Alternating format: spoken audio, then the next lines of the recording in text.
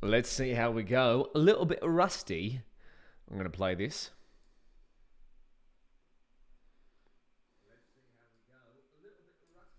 Beautiful. Okay. Just going to mute this. Twitch is done. We are here to do an exciting stream. We're going to do... Now, if you're watching this in the future, this was originally done live so that you could see me do all of the exercises myself. So this is the PyTorch for Deep Learning course on my GitHub. Just crossed over 500 stars, so go and check it out. A fair few people are finding it very helpful to learn PyTorch. So there is 09 PyTorch Model Deployment exercises, and that's what we're going to be doing in this stream, is going through this notebook here. Now, of course, the notebook is based on this link here. So learnpytorch.io. And if you go to, it says work in progress at the moment, PyTorch Model Deployment. But if you go into this notebook, it's all about how do you, once you've built a PyTorch model, because that's what the course teaches you, is how to build a PyTorch deep learning model for various problems. But we really do start to focus on Food Vision Mini, which is a computer vision model to identify steak, sushi, or pizza in an image. Keep it small to begin with, and you can upgrade when necessary. And then we deploy it. Well, that's milestone project 3. We deploy it as a working app, and that is using Gradio, so gradio.app, and we deploy that on Hugging Face Spaces. So that is the baseline materials there. If you're watching this, again, not live, but in the future, you've probably already gone through these steps. So all of these steps here. So what I'm going to do in this stream and then record it for later is go through the exercises here. So of course, the exercises are based on the material here. So if you'd like the material, of course, you've got learnpytorch.io. We're doing section 9. The exercises are here. And the demo notebook, the exercise template notebook, is on the course GitHub repo under extras, exercises, number 9, which is what I've opened up here, I believe. There we go. And then I can click open this in Google Colab. I'm just going to get out of these so we have a few tabs going away. Might put Twitch over there. Pop the chat out. If you're watching this live, just let me know if you can hear me or you can see the screen. Notebook not found. What happened here?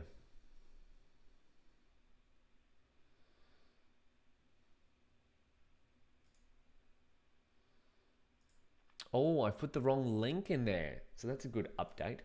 So I need to go here and then I could scroll down. Hey, Cas9, what's happening? So I'm just going to fix this link here. There we go. So PyTorch Deep Learning Extras Exercises 09. There's the notebook. I've opened it in Colab. Excuse me. I want to open this one in Colab. Notebook not found again. What's happened here? Oh, the link in the exercises notebook hasn't worked. I get it. That's all right. So I'm going to update that. Google Colab. I'm going to go to extras, exercises. As usual, facing some technical difficulties here once we start to run things live.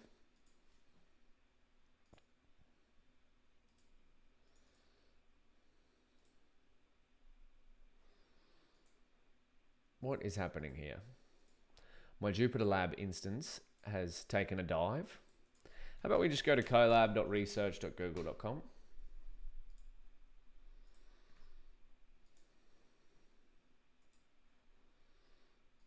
GitHub, I'm just going to put in this. So you can just copy this link here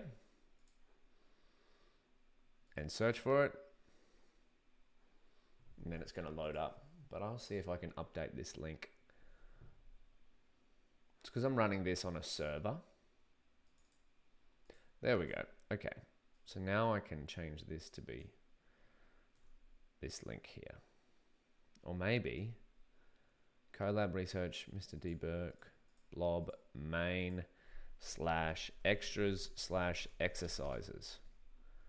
I believe that should work now. Let's find out. Extras, exercises. There we go. Okay, beautiful.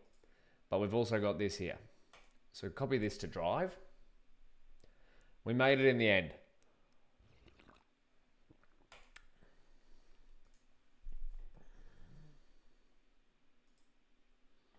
So this is going to be deployment. I'm going to change this to deployment exercise solutions. Exercise solutions. And so you see here, we've got 6 exercises or 7 exercises. That's what we're going to be working through. Exercise 1, exercise 2, 3, 4, 5, 6, 7. And all of the exercises are based on the materials from PyTorch Model Deployment. So we go through all this sort of jazz. It's a great module. Things to ask about when you're deploying a model, where you're going to deploy it, how's it going to function, ways to deploy it, and all that sort of jazz. And we finish by deploying a big model. So let's now go into here, and I'm just going to write this as exercise solutions so that you know that these were done live.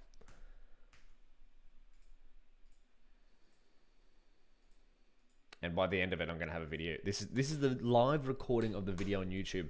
So rather than write all this stuff again, I've kind of put some boilerplate code in there. Boilerplate code is just code that we've written plenty of times. So you can get this from, if we go to getting set up, I've just copied this in here so that I've got 2 versions of everything going on here. So that we have the right versions of PyTorch. And I just want to make sure we're using a GPU as well, actually. So I might, yeah, there we go, GPU. And we also get the dependencies. So we download a bunch of files from the course GitHub. If we don't already have them, that's just this cell here. As you see, it doesn't have torch info, which is a great package for getting a summary of your model. Then it clones into PyTorch Deep Learning, downloads everything, and then formats the files in such a way that we have access to the scripts that we've written. Then we'll set up device agnostic code. We will download some data. This particularly being the pizza, steak, sushi 20% data, which is a subset of the Food 101 dataset. So if we look up Food 101, there's it on TensorFlow datasets, there's it on Papers with Code, and here's it on PyTorch. Food 101. Oh, beautiful.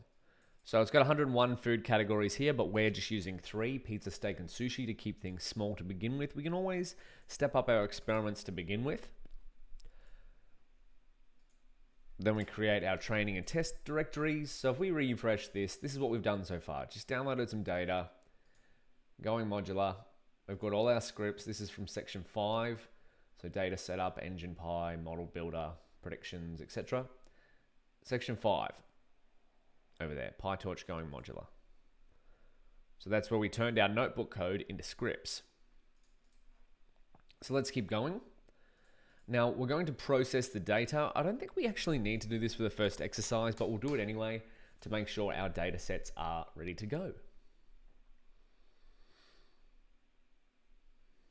There we go. There's an image of steak. Beautiful. So this is our data set here. Pizza, steak, sushi, test, train, and then we've got different data sets there. Do we have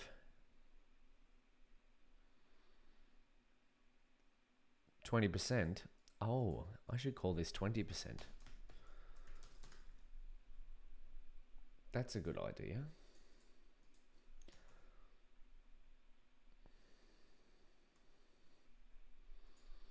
So now we'll have a larger data set. Sushi. Beautiful. So data, pizza, steak, sushi 20%, train, and test. So here we are.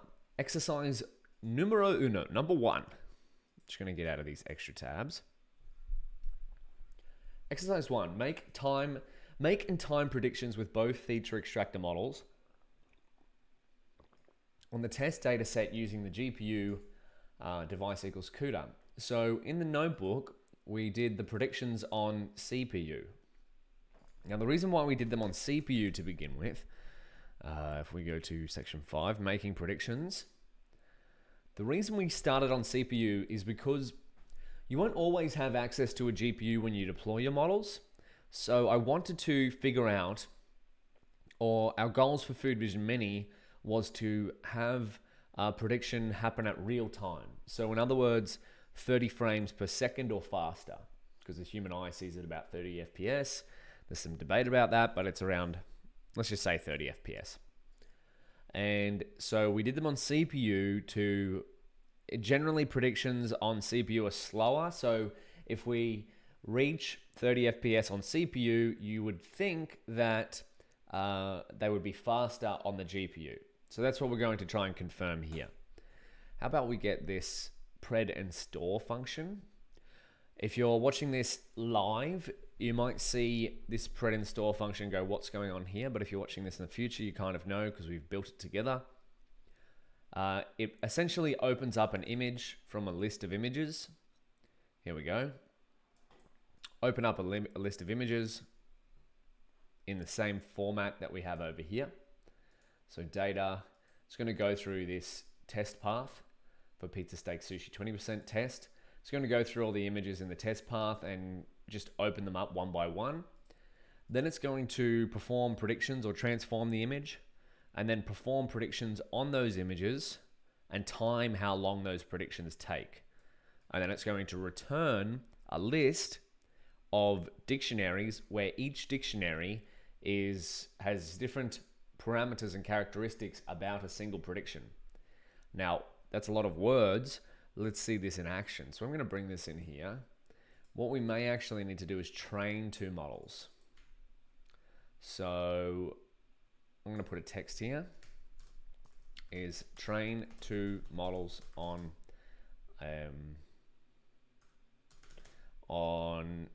pizza, steak, sushi data. So need trained FNet B2 feature extractor and trained VIT feature extractor, where VIT stands for vision transformer. That's the model. We built both of these models in the previous sections. We built EfficientNet B2 back in 07, PyTorch experiment tracking, and we built a VIT feature extractor vision transformer in PyTorch paper replicating. So let's now get, what do we need for our EfficientNet? I think all we need is this function. And because we should have torch vision. So let's start with FNet B2. So this is a function that we would have written. Get function for making predictions and timing them. See the source here.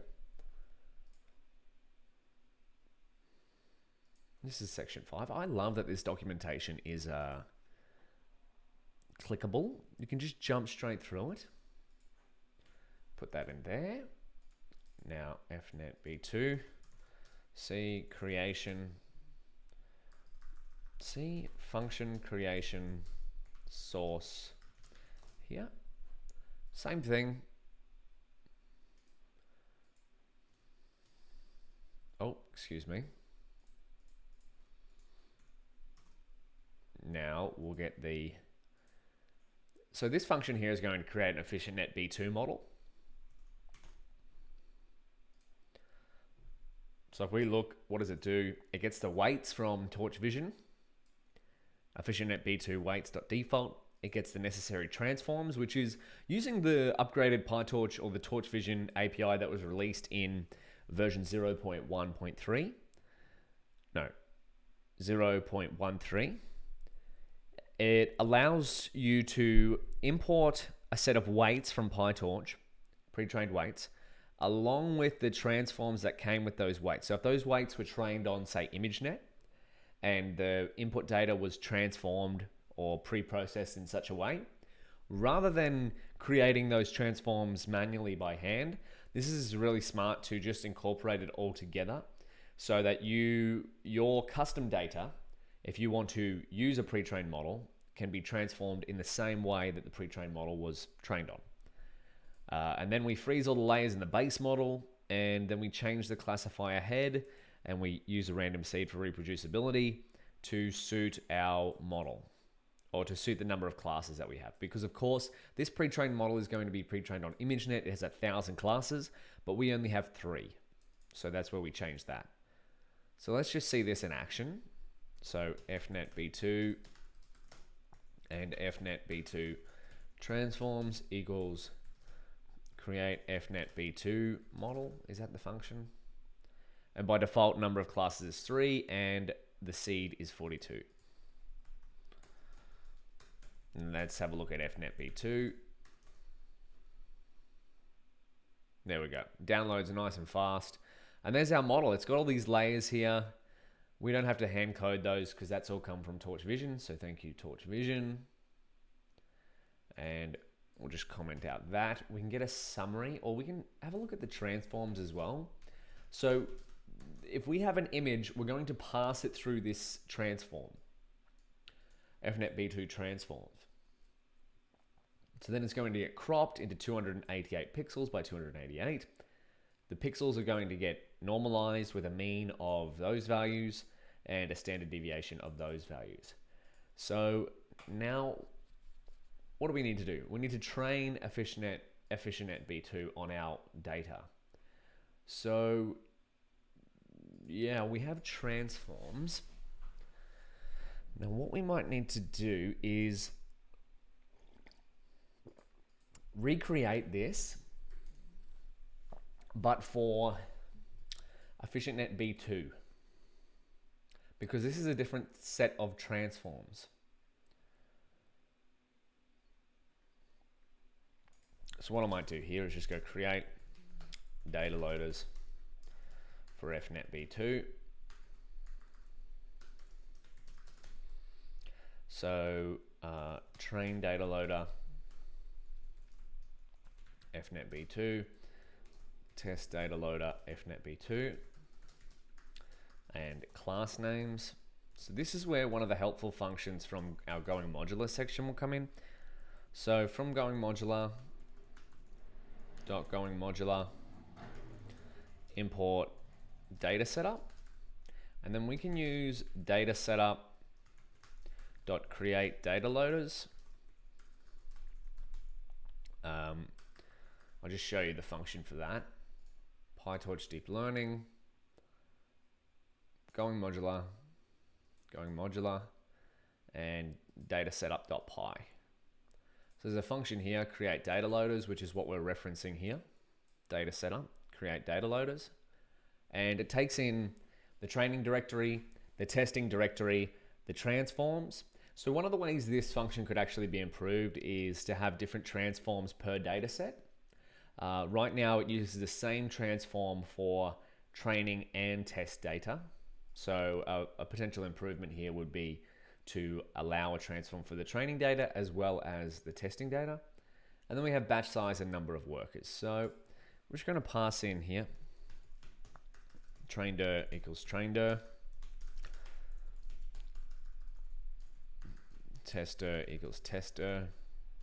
Now these are just file paths to where our data is being stored, right? Trained, tester. There we go, train test. Then we're going to set up the transforms. Is going to be FNet B2 transforms, because we want to, if we're going to be using a pre-trained EfficientNet B2 model, we want to transform the data that we're loading in to be in the same format as it was originally trained on, which is available in these set of transforms, which is of course available in the weights.transforms method. So let's just set a universal parameter here for batch size equals 32. Oh, excuse me. Batch size equals batch size. And that should actually be enough for what we're doing here.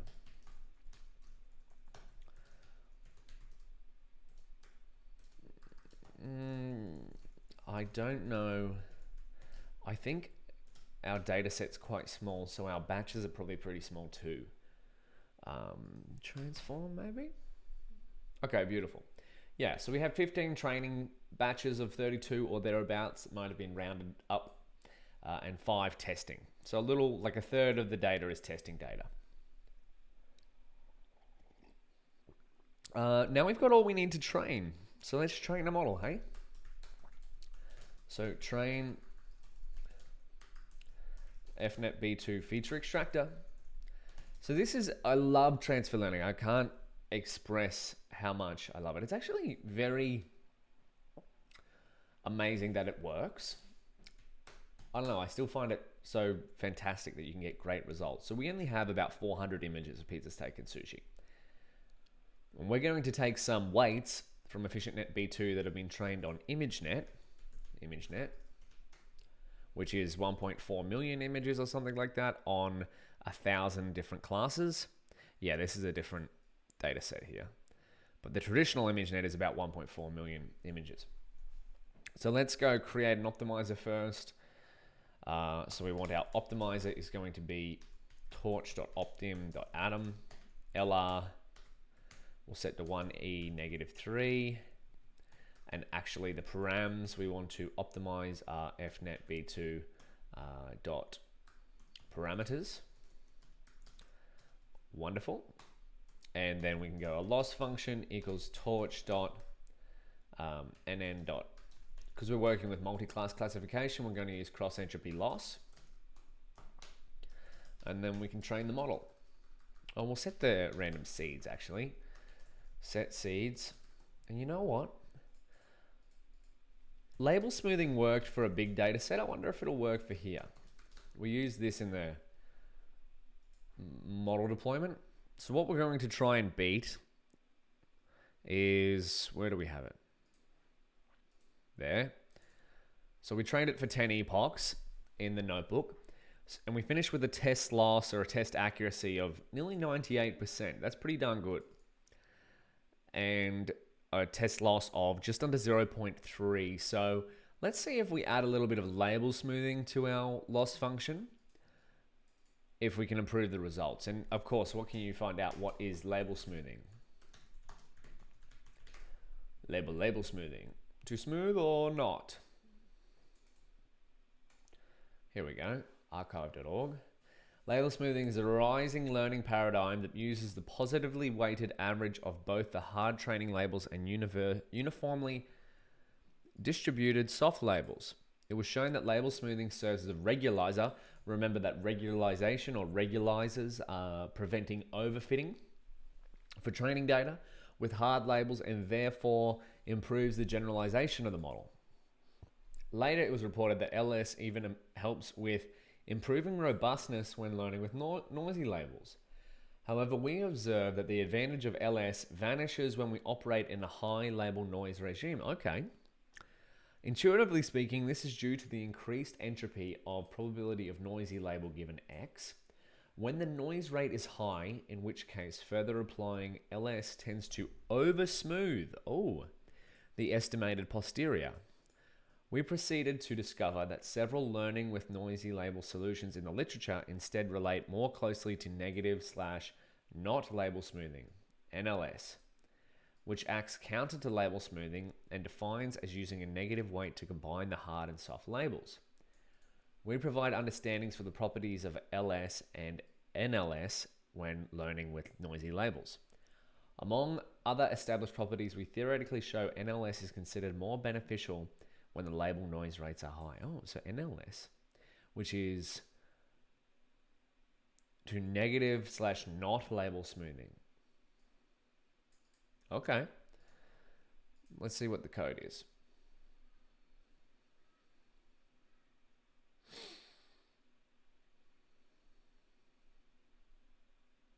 Oh, a lot of to do. So this is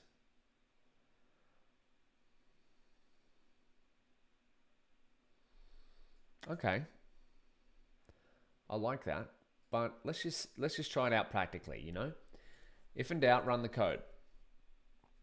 So now we can go fnet v2 results equals, this is where we can also use our engine. So from going modular, dot going modular, import engine, engine, number 5. Engine.py, this is where our training functions are kept. Train, that's what we're after. So let's do that. Engine.train, and then we'll pass in the train data loader, which is of course going to be train data loader fnet v2, and then the test data loader, which is going to be test data loader fnet v2. Then we'll go optimizer equals our optimizer. I think epochs might come first. We'll do 10 epochs, why not? And then loss function equals loss function. And then what's the final thing? Device. Device equals device. So this should train it on, oh, model, of course. Did you catch that? I didn't even have a model to train. Model equals fnet v2. Beautiful. Let's see how this goes. TQDM is back.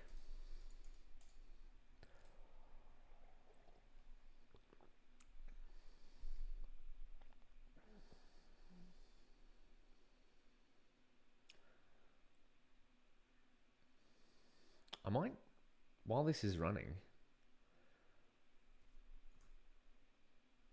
I might get, someone was saying here that TQDM is not available.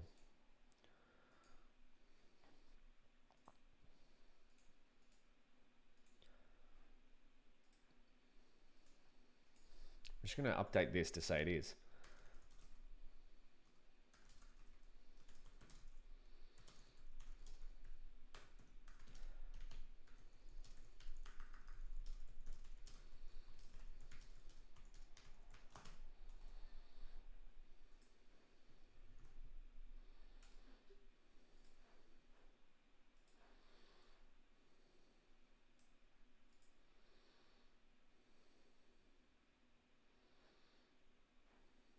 Does label smoothing help? That's the $1 million question.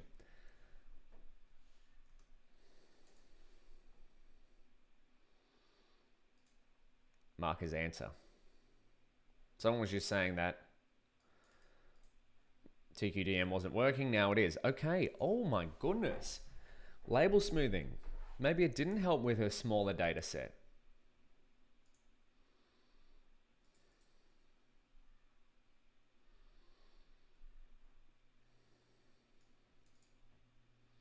Look at that. Let's take it out now. So this is our results. I just love experimenting. Let's go here.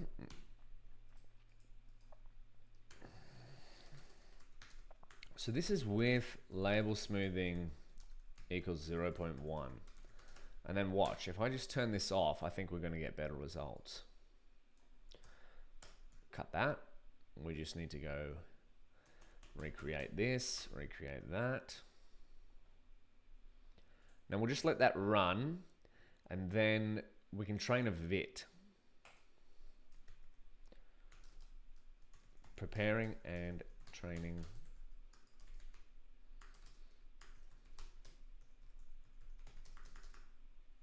Hold on.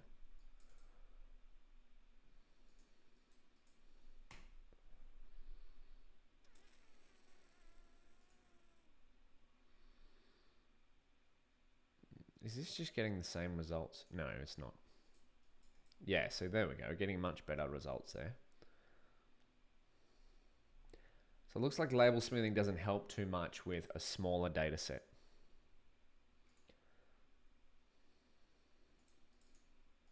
So now we're still doing exercise 1 here, by the way.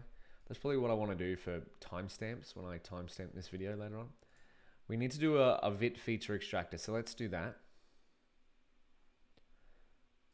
Yeah. We get better results without label smoothing.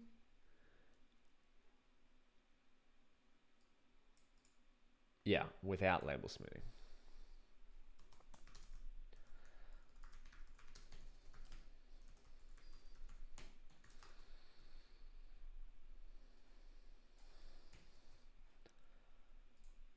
This is where we can plot loss curves. So from helper functions, import plus loss curves.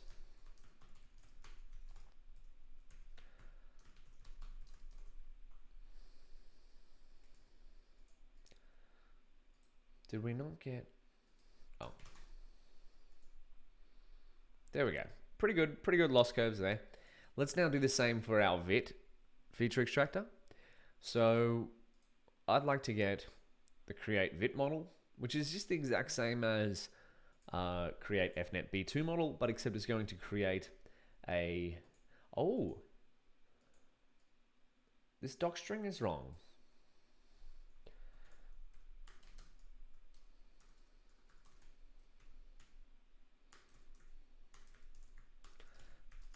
I like that.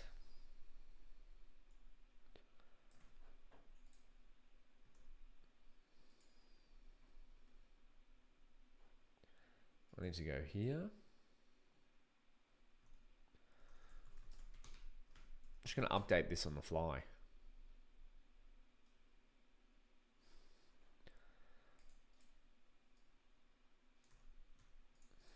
There we go. So let's just get the model there. That's going to download that from PyTorch as well. Oh, excuse me. VIT and VIT transforms equals create VIT model.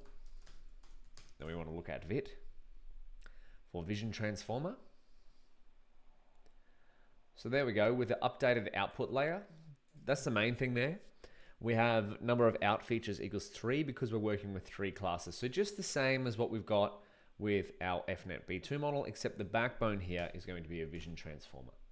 We would have covered that already in the course, but no worries with practice. So let's create data loaders now for VIT.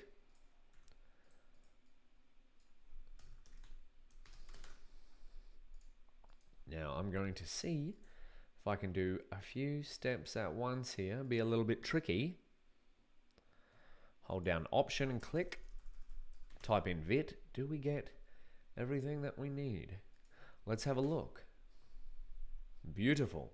Because if we have a look at the VIT transforms, they're a little bit different to our FNet B2 transforms. Yeah, crop size is different, and the resize is also different. If we wanted to compare apples to apples, we could really pass in the same size images to both models, but we'll just keep the transforms how they appear in the PyTorch Torch Vision library. Now let's train a VIT feature extractor, and then we can make some predictions and continue on with exercise 1 to figure out whether, let's recall what exercise 1 is. Make and time predictions with both feature extractors models on the test dataset using the GPU. So that's what we're trying to compare. See if the predictions are faster on the GPU than using the CPU. I'm going to guess that they are. What's your guess? Are they going to be faster on the GPU or the CPU? So here's where we want to delete this to be VIT. And we also want to delete all of these to be, or change all of these, sorry, to be VIT. Oh, and I want this to be VIT results. So you ready? Let's train that. Beautiful. And then we can go plot loss curves, VIT results.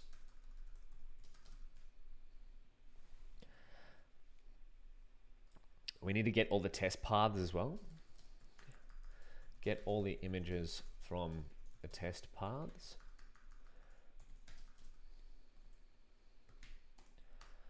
So we want to do this. Want to make the test dataset images and time them on GPU to see if they're faster on GPU or CPU. So this, yeah, our VIT model outperforms our FNet B2 model. However, as we found in the notebook, that it is quite a bit larger. And that is the performance versus speed trade-off, wherever that is. I made a great graphic. Let's find speed. There we go. So there we go. Look at this. Performance of Food Vision Mini, inference speed versus performance. We have our VIT model up there, which has over a 98.5% accuracy, but is about twice, well, this is on the CPU, right? Is about twice the prediction, over twice the prediction time per image.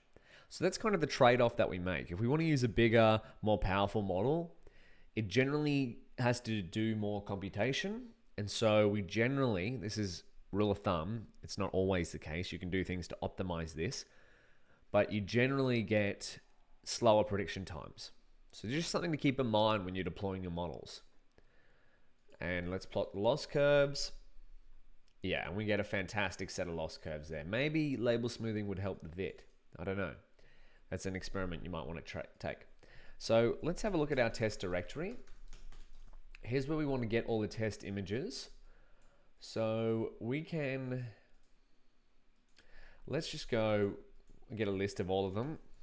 Test image paths equals, I want to go from pathlib import path, and then I want to go path.glob, I love that word, glob, star.jpg. And do we get the test image paths? How many do we have? Length of the list at there. Actually, we want this to be a list to begin with. That'd be good. So we don't have to turn that into a double list.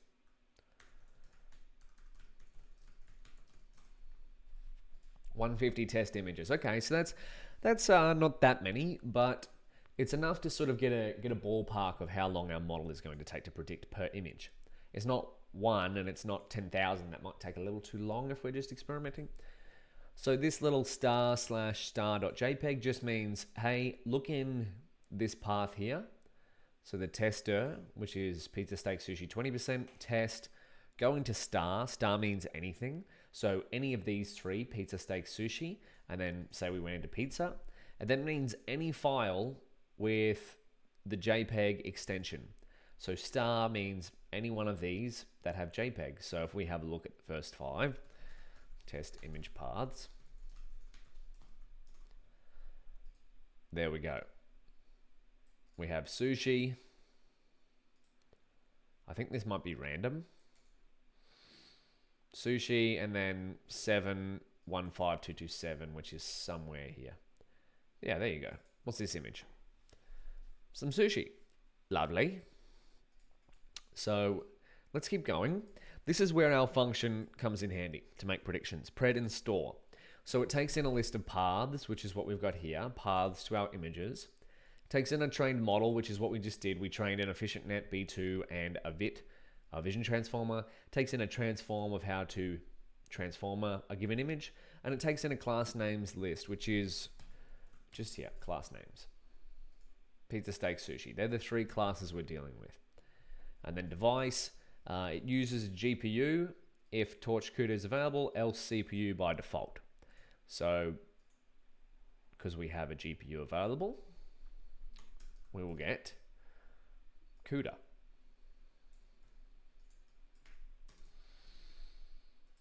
CUDA. Beautiful. So let's test this out, hey? We want to first make in time predictions on CPU. Is that what the exercise wants us to do? I wrote these exercises, so really I should know. Exercise 1. CPU. Maybe we just do a little loop.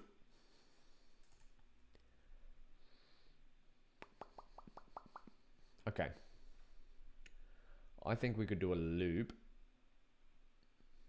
What's it going to return to us? A list of dictionaries. So maybe we could...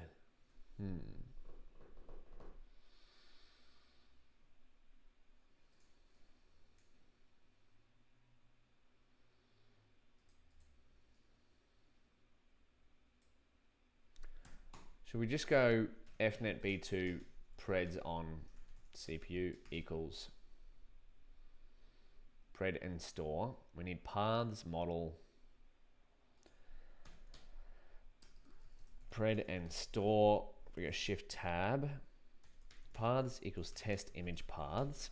Then we need a model equals fnet b2. Then we need transform equals fnet b2 transform or transforms. Is it transform or transforms? Fnet b2. This is where I should be using an IDE of some sort. Transforms, yes. And then we also have class names and device. So I'll just show you how this works. You would have seen it already, of course, if you've already gone through the notebook. And then device is going to be equal to CPU. Okay, beautiful. That's pretty quick. Should we just do that?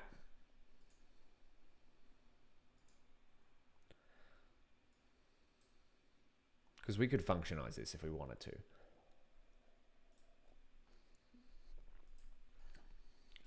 I'm going to put this here. Make and time predictions on CPU. Make. We could put this in a loop. You might be able to code this better than me. But I'm just going to go the less elegant way of changing this to VIT. Now I believe VIT is quite a bit slower on the CPU, so we'll just keep that running. And then we can just do the same here for both of these.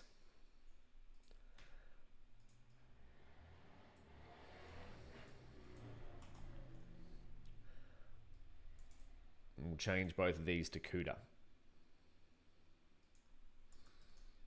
Now, the difference here, I'm going to guess, what's your guess? Which one's faster? Predicting on CUDA or CPU? Now, what may be CUDA, of course, it would be my default answer. But what I'm maybe guessing is that because you have to factor in the transfer of memory, so going from the CPU, because that's where the image is going to be opened, then you have to move it to the GPU, make the prediction with the model, and move it back. I'm guessing maybe that might slow the prediction down because you have to transfer it back and forth. But maybe the faster compute on the GPU is worth that trade-off of copying from memory. So I might just set this model equal to model on device. Because there, yeah, we put it to the device here and we put it to the device there. So if we pass in a certain device here, it's going to go to the right device. So there we go, VIT preds on CPU. Oh, we need to change these to GPU. Now let's run that. Okay, oh my gosh, a lot faster. Wow, much faster. Okay, so what was the actual exercise? I just ate my words. What was the actual exercise? Compare the model's prediction times on GPU versus CPU. Does this close the gap between them? As in, does making the predictions on GPU make the VIT feature extractor prediction times closer to the fnet b2 feature extractor prediction times? Okay, let's make a data frame. So comparing prediction times on CPU and GPU.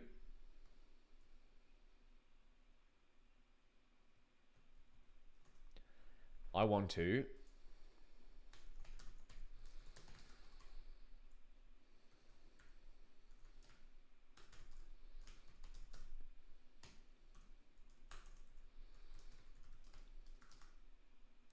data frame fnet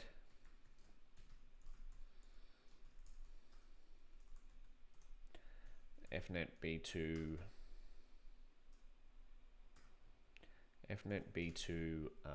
CPU pred time equals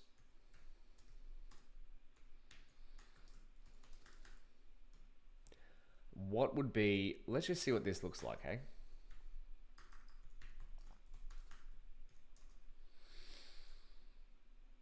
There we go. So we would want the average of the time per pred. Mean.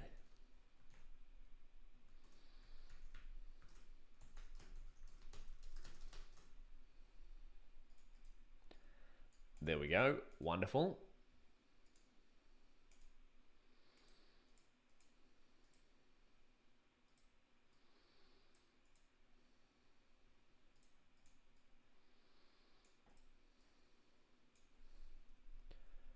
Maybe we just do a little helper function for this. Def get mean pred time input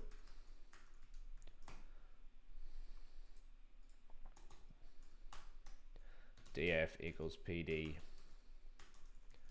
data frame input, and then go return df dot time for pred dot mean.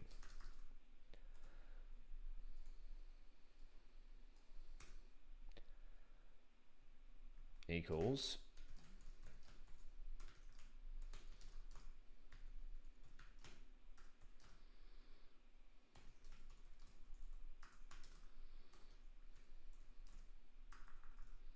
fbet. What did I get wrong? Preds.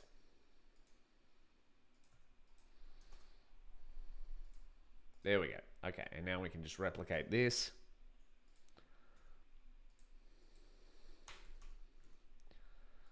For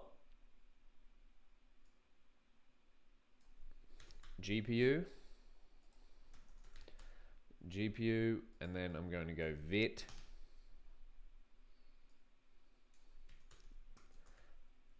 and then vit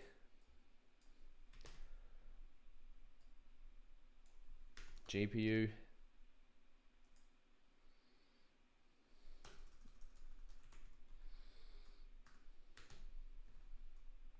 then let's make a dictionary. Pred times equals, I want fnet_b2 CPU equals this. And then I want vit CPU. I want this one. Then I want fnet_b2 GPU.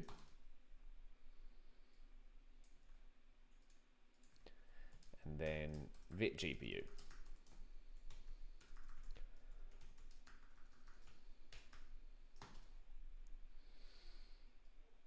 And let's compare these.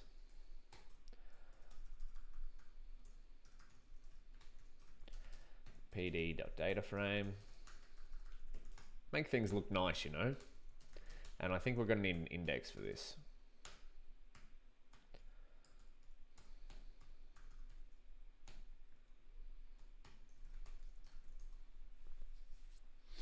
There we go. Okay. So, yeah, it looks like the predictions on the GPU are much faster.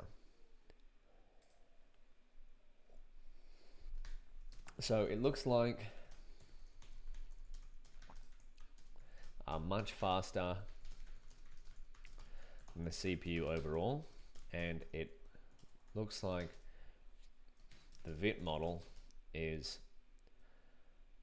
faster than fnet_b2 on the GPU as well.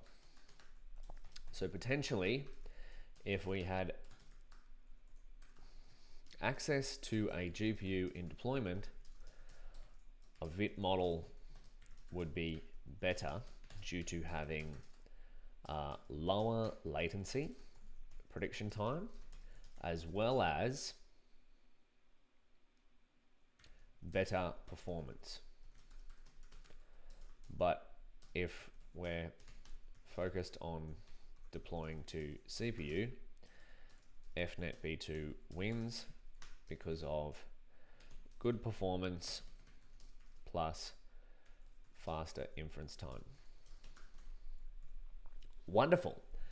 So that is exercise 1 done. Exercise 1 was to make and time predictions with both feature extractor models on the test dataset using the GPU. Device equals CUDA.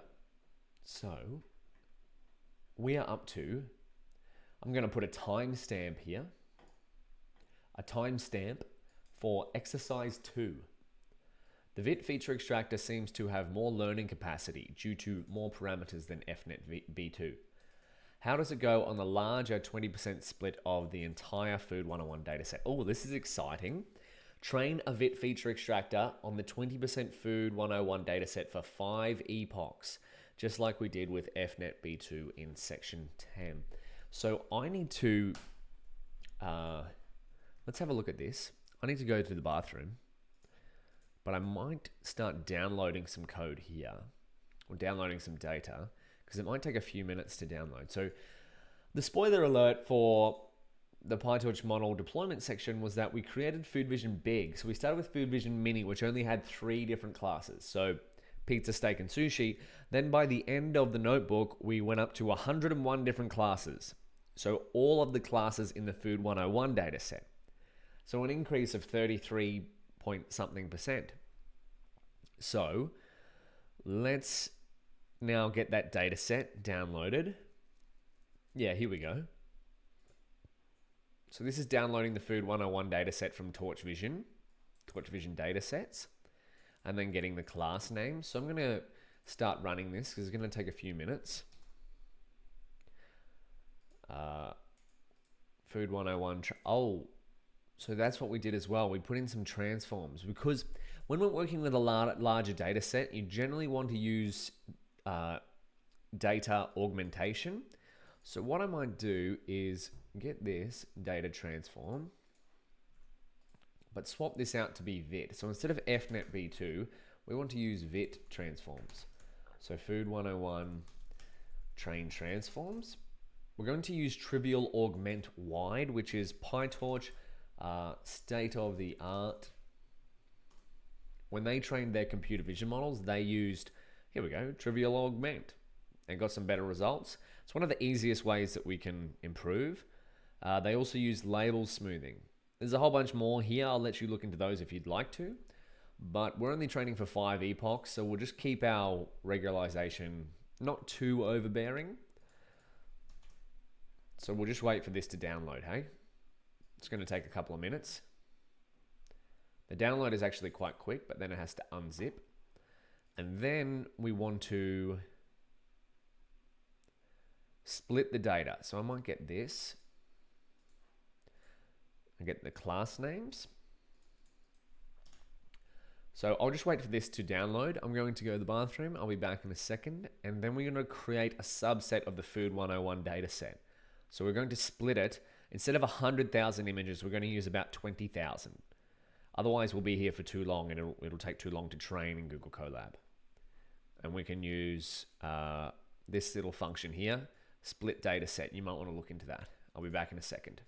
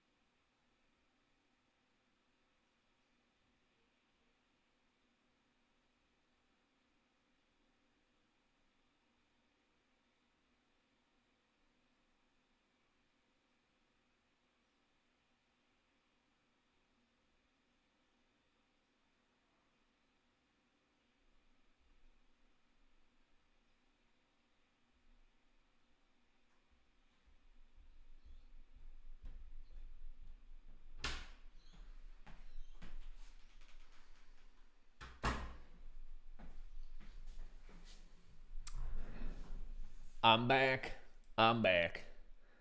So we're downloading a data set still for Food 101. And this is split data set. So we want to create the same data set because that is exercise 2. Is the VIT feature extractor seems to have more learning capacity. How does it go on the larger 20% split with the entire Food 101 data set? So let's go here. Want to download and split whole food 101 data set into 20% data set, e.g. on all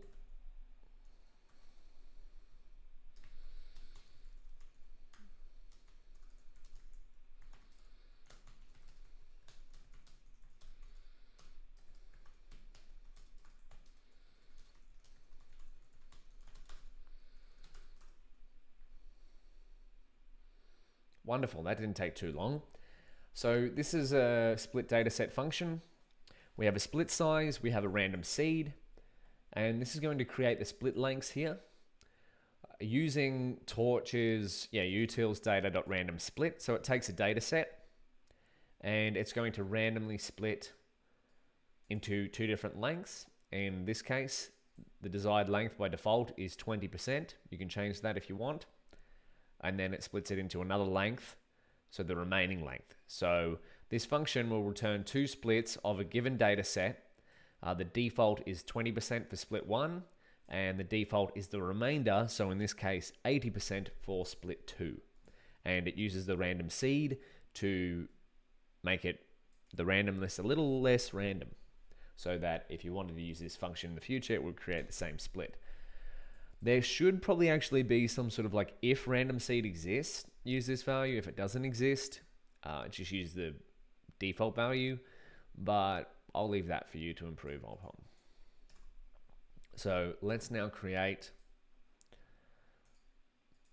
the data sets. We'll check the lengths of them.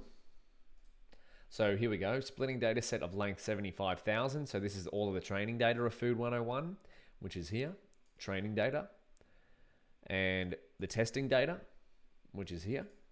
So for the training data, we're splitting the total length of 75,750, so 750 images per 101 classes, into a split size of 15,150, 20%, and 60,600 for 80%. And then we do the same for the test data set, except the split sizes are much smaller because the overall length of the data set is about a third of the training data set. So we've got a data set. What do we have to do now? We have to turn it into data loaders. Turn Torch data sets into data loaders.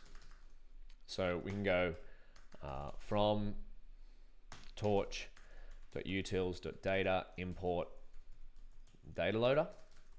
So let's make it train data loader food 101.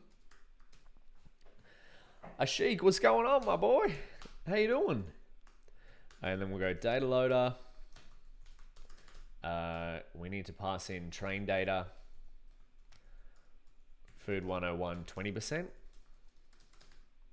And then we can go batch size equals 32. Might just set this up here. Batch size equals 32.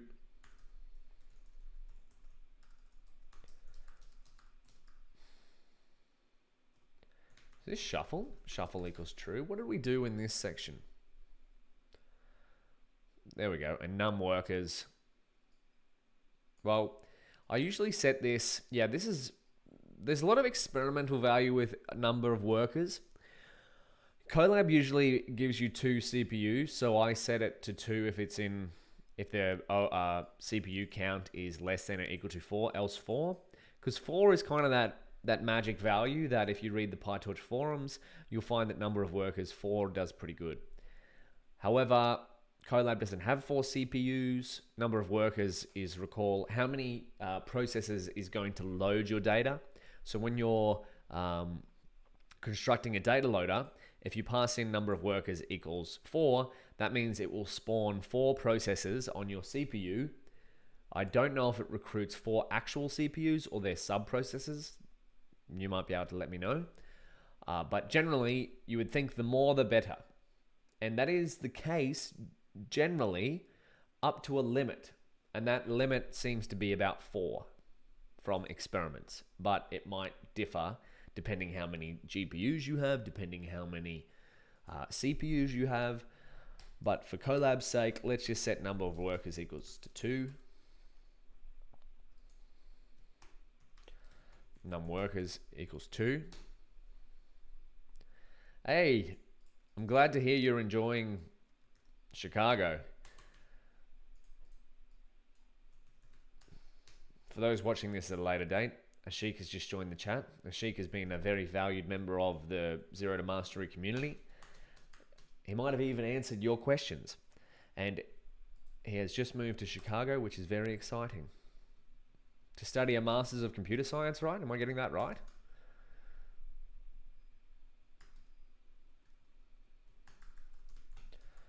False. True. Okay. We didn't. After all that, we didn't even use num workers. Come on, Daniel. There we go. Test data loader, food 101. Is this going to work? Beautiful. So let's now have a look at. We don't shuffle the test data because we want to keep it the same order. For it helps with evaluation generally. Because if we shuffled it every time and we're trying to evaluate it in a reproducible way, well, then that'll get confusing. There we go. So we have 474 batches for the training data set and 158 batches for the testing data set. And yes, it is a Masters of Computer Science. That's so cool. So, how about we train? I'm going to put some text here. Train vit feature extractor on 20% of food 101 data. So we need a loss function. I'm going to use torch.nn.cross-entropy loss. This time I'm going to use label smoothing because we have 101 classes. So I want to bring in some of the benefits of label smoothing. Optimizer. You might want to experiment whether it actually helps or not. So what we need to do actually is recreate another vit instance. So let's do that. Because right now, our vit feature extractor, we'll call it vit food 101, 20% equals create vit model. And then we need to go num classes equals 101. Because right now our vit model is for, let's get a summary, hey? Our vit model is for, I just had a loading bar in my brain, is for our Food Vision Mini. So 3 classes. Summary model equals vit food 101. 20%, and then input size equals 13224. Let's see, does this work? Oh no. Maybe this needs to be a list. I always get the inputs wrong to summary. Summary, there we go, this one will do.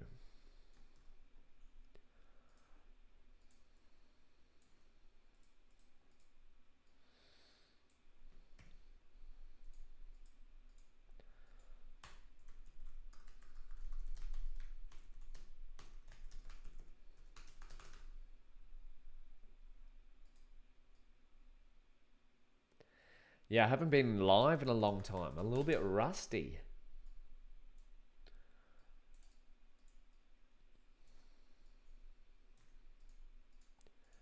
Input size.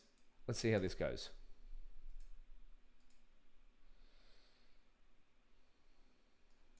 Where is this getting it wrong?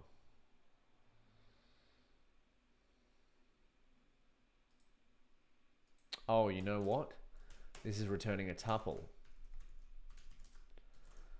There we go.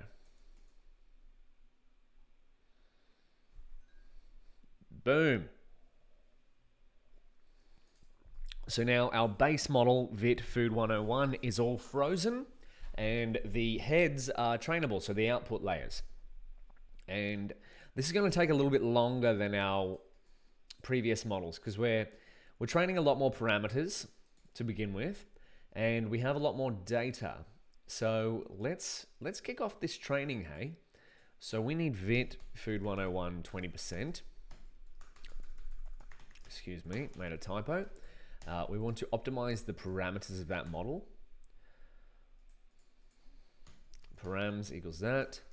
LR equals 1e negative 3. Sing with me. And let's go train the model. We'll set the seeds for reproducibility. Maybe you'll get similar results to me. Vit food 101 20%.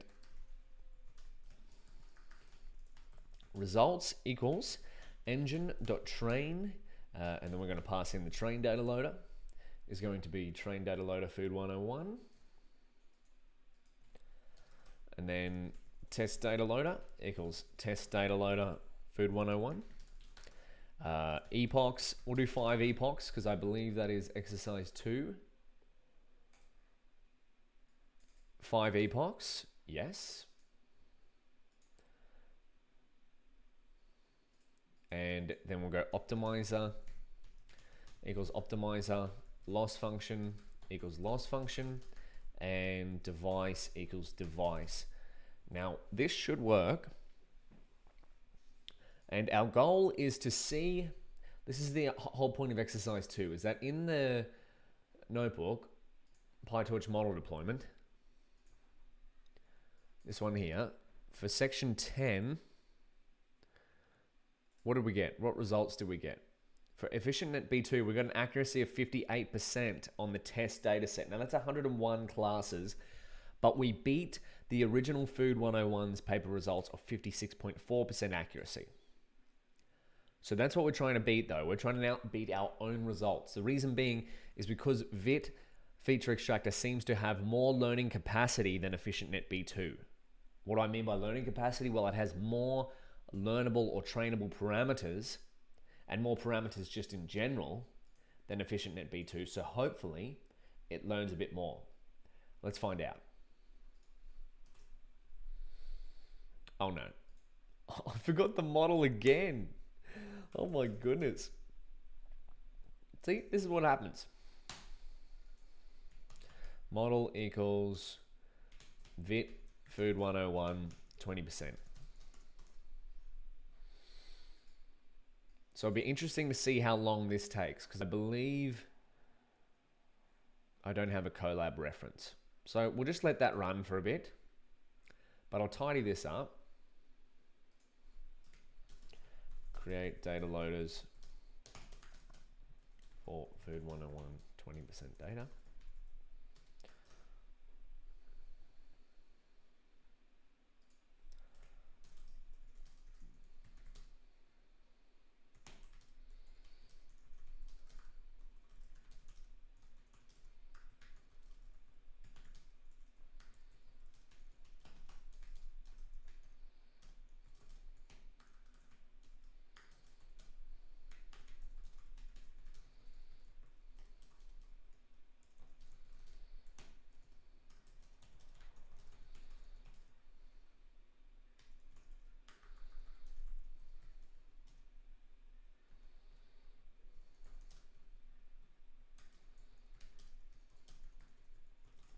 Beautiful. Then I'll go here.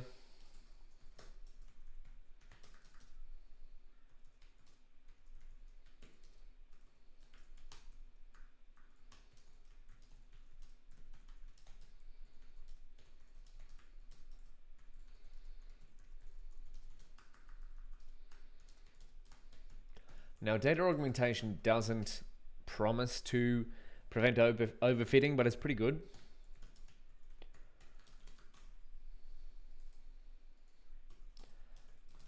Now, if we go to learnpytorch.io,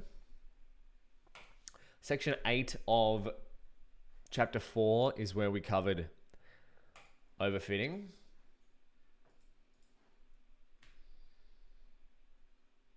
Then we want to go here,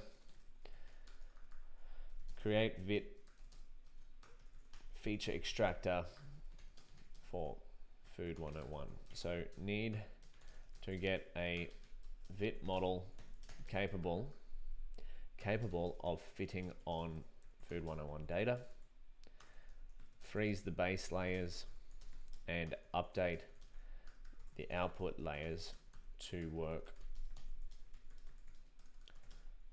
101 classes. Yo, Roderick Morgott, how you doing? Oh no, what's happened here? Wrong image height? What?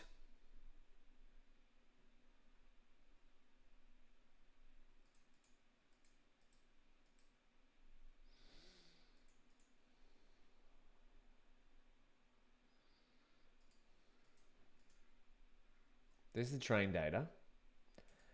Here's our food 101 transforms.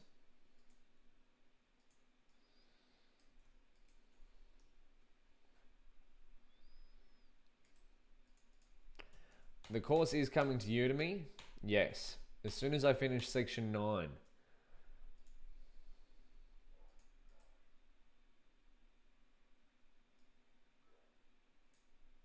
Oh, that's what I've missed up here. VIT transforms.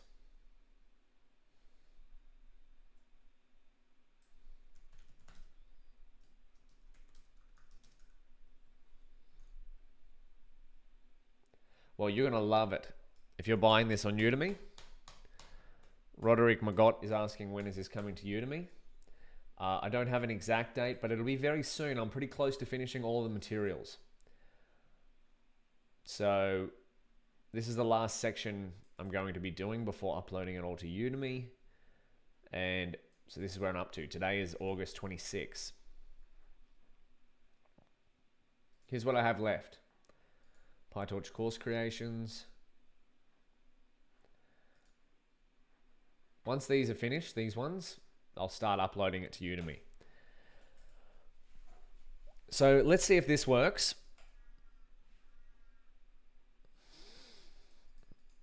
Yeah, Ashik, you're going to be ready for all the QA coming on there. It should be pretty good because the discussions has already got some good answers. So we'll see what happens.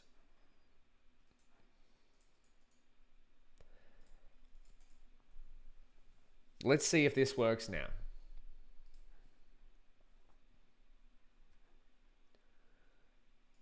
So I'm going to put a timestamp here for model training because this may take 15 minutes or so. We could start to code out what we need for this section. So make predictions across the 20% Food 101 test data set with the VIT feature extractor from exercise 2 and find the most wrong predictions. So the predictions will be the ones with the highest prediction probability but with the wrong predicted label. So we can write some pseudocode for this. So loop through test data loader.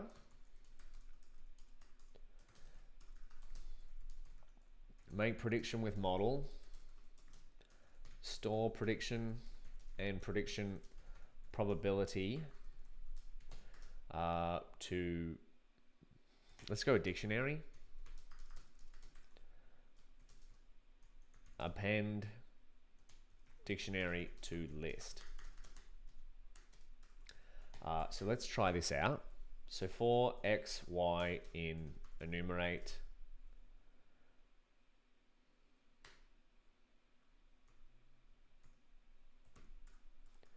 TQDM,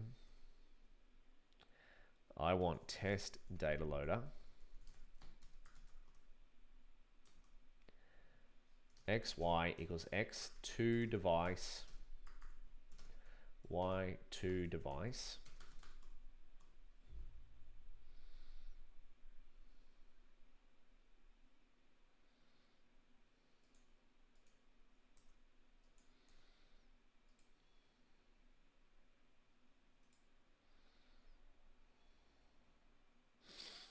Okay, this might make it a little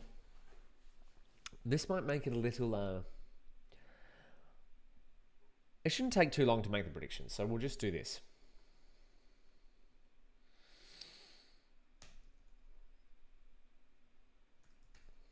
Predict equals that.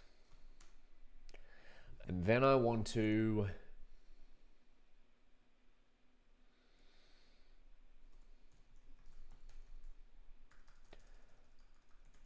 vit food 101 pred list equals empty list.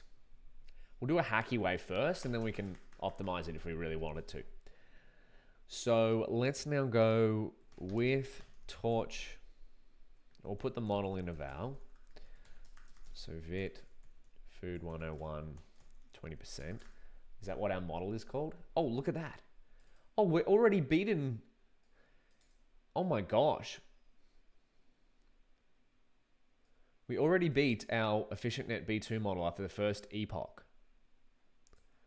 Look at that. Our vit model with more data just turned into an absolute beast.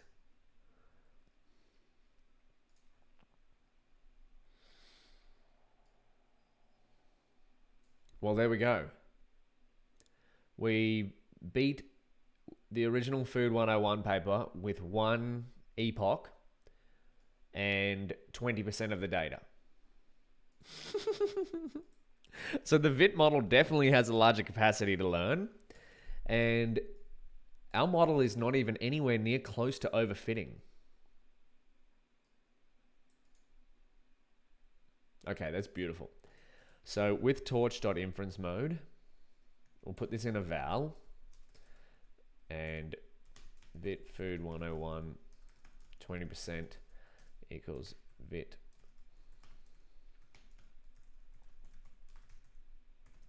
to the target device, inference mode. We want to go pred logit.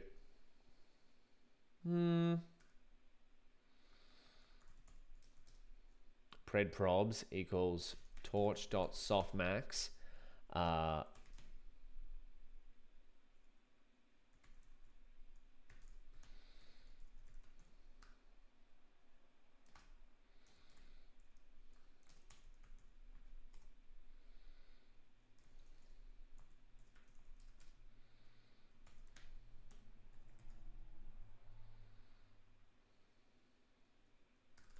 argmax on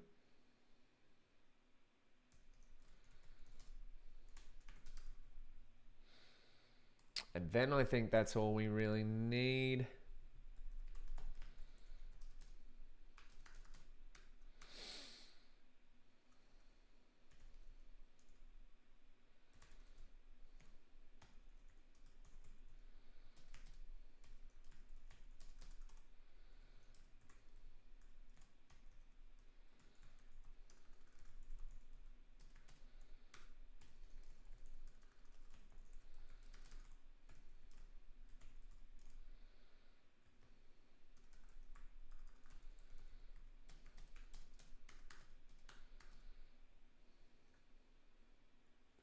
I think that might actually work.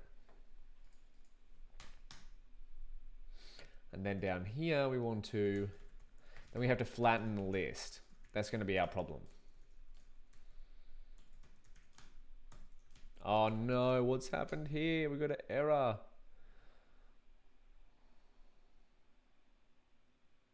Did I get a disconnect? Am I still streaming? Let me know if I'm live. Please.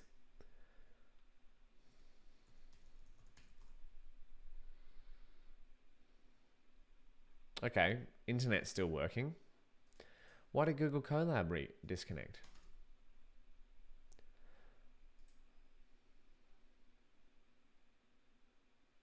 Oh, my Google account signed out. Okay, I think I need to just hide my screen for a second whilst I sign back in.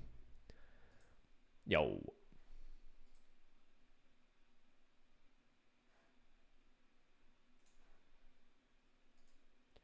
just going to sign in. Okay. My screen is not showing.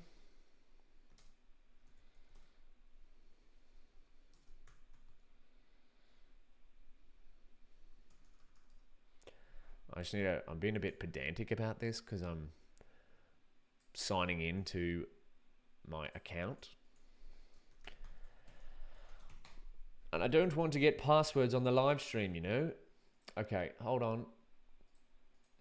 My Google Colab account signed out.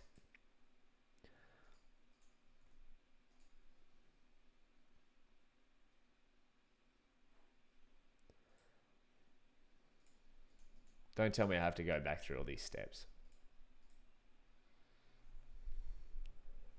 I'm coming back, chat. I'm coming back. Oh no. Look how good it was getting. 66%.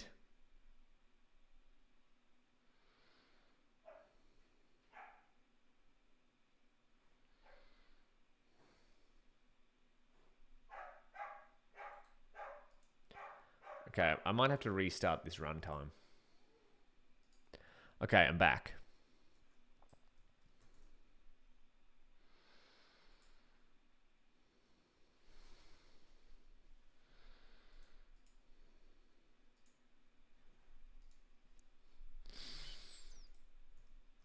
Okay, I'm going to download this notebook just in case it's busted.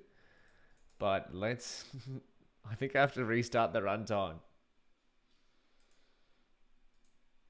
We're going to lose all of our progress. But this is good. We can see... This is why I do these things live, because they don't always work. So look where we got to.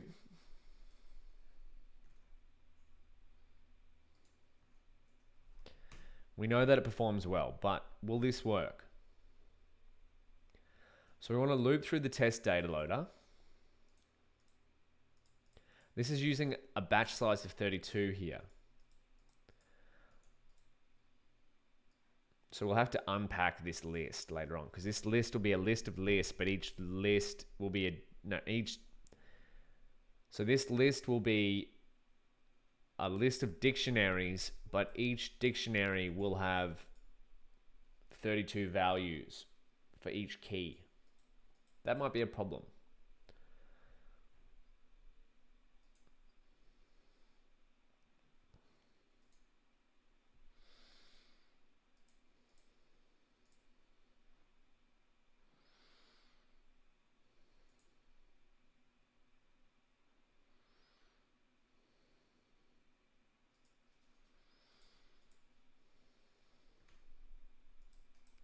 Okay, I need to reload this site.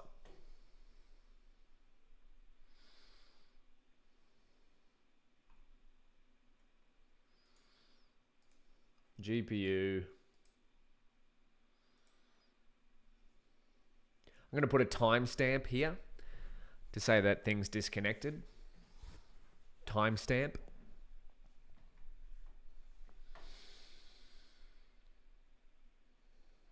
Little hiccup, but we're back.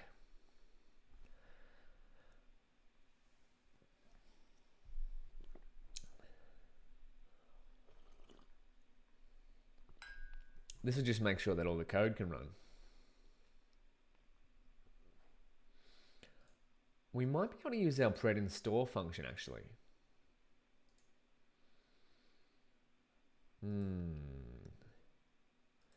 Okay, I actually think that we might not.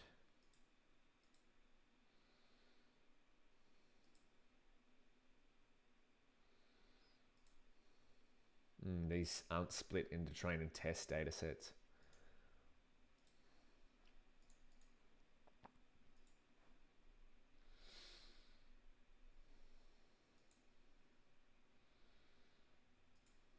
The good news is our models don't need to. Oh, you're right. Sally 1997S is saying, easy way.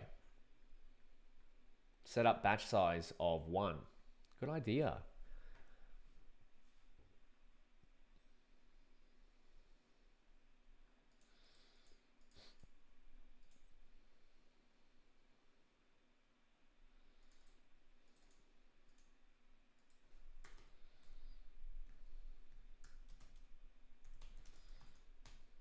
Thank you, Sally.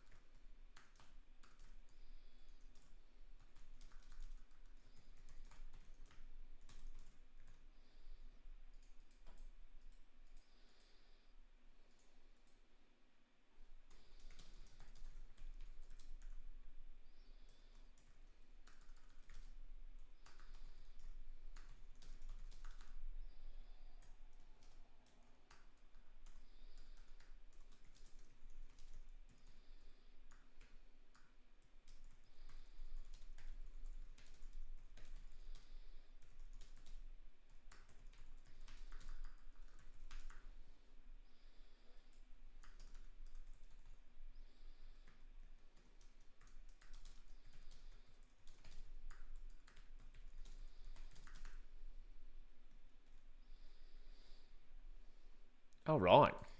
I think we're on.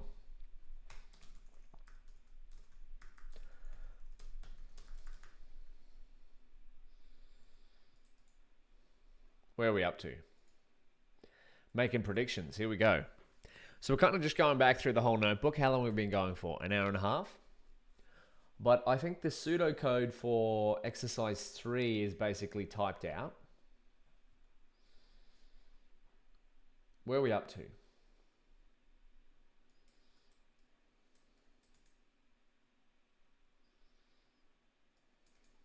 Oh.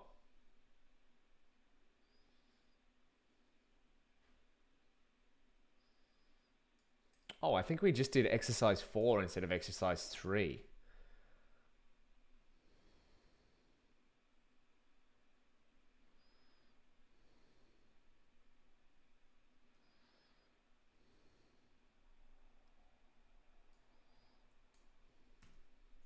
Good idea. Sally says as well, put the model on the GPU.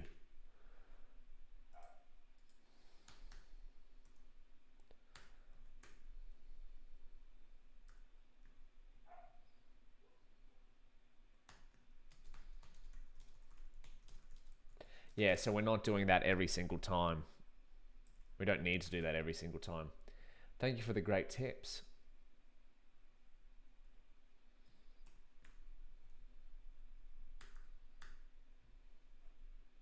So this is actually the code for section 4.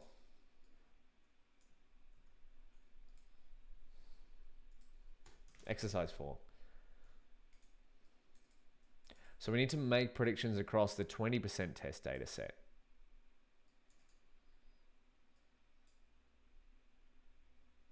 Oh no, this will work.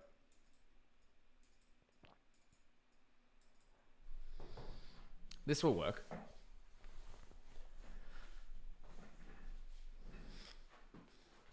the code just for the next exercise will be quite similar.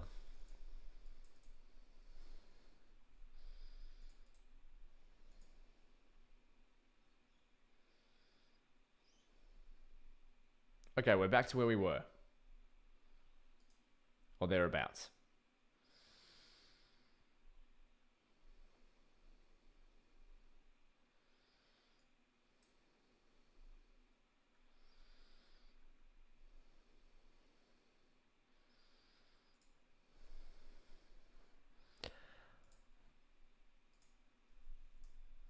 So we're going to check.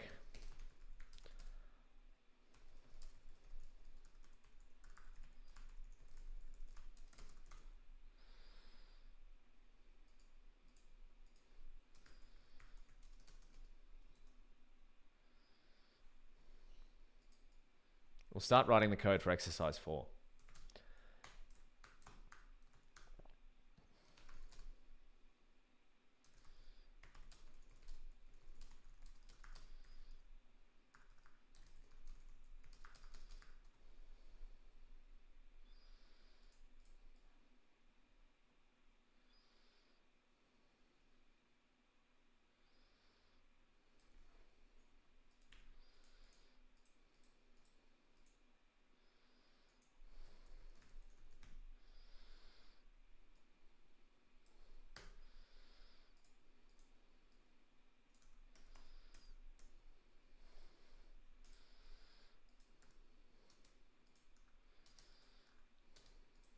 Now let's check the length once we can.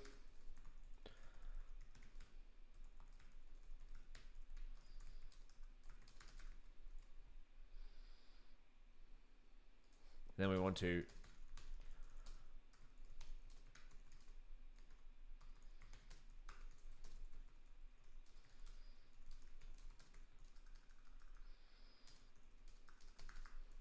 yeah, the code is going to be quite similar for the next one as well. So we're going to find the most wrong predictions.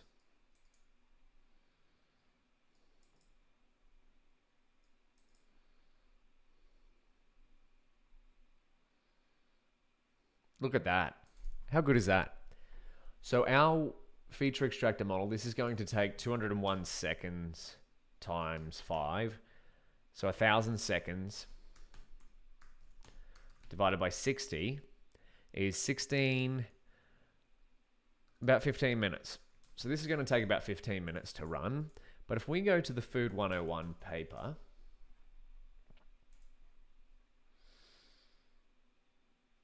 I think this took days. Yeah, 6 days.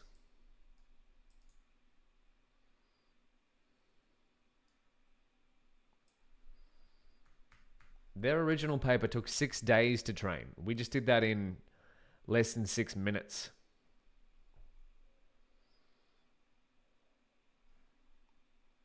Machine learning has come a long way, and we're doing that with free hardware.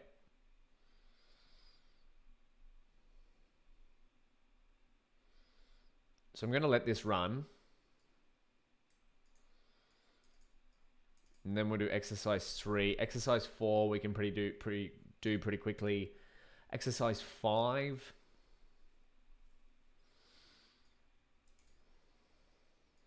Oh, exercise 7 might be an extension to try out.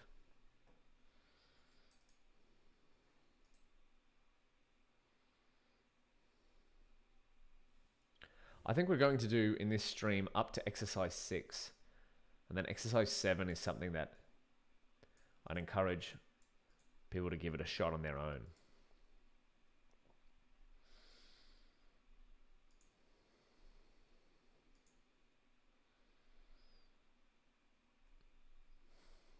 Let's go to papers with code and see what's the best performing model on the Food 101 dataset, hey?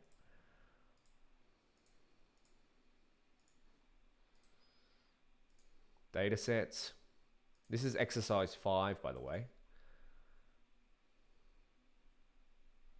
And this is what we're waiting for. We're waiting for our VIT feature extractor model to train on 20% of the Food 101 data.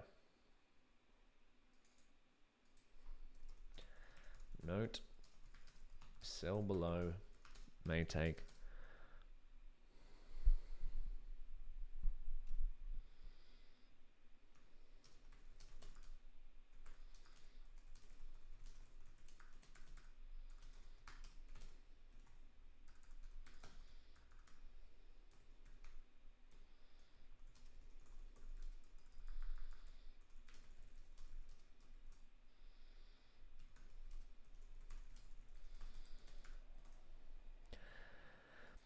Hey, Mrs. Simpson says, dude, your YouTube videos are great. I've learned a ton from them. Thank you. Oh, I appreciate that. Thank you very much.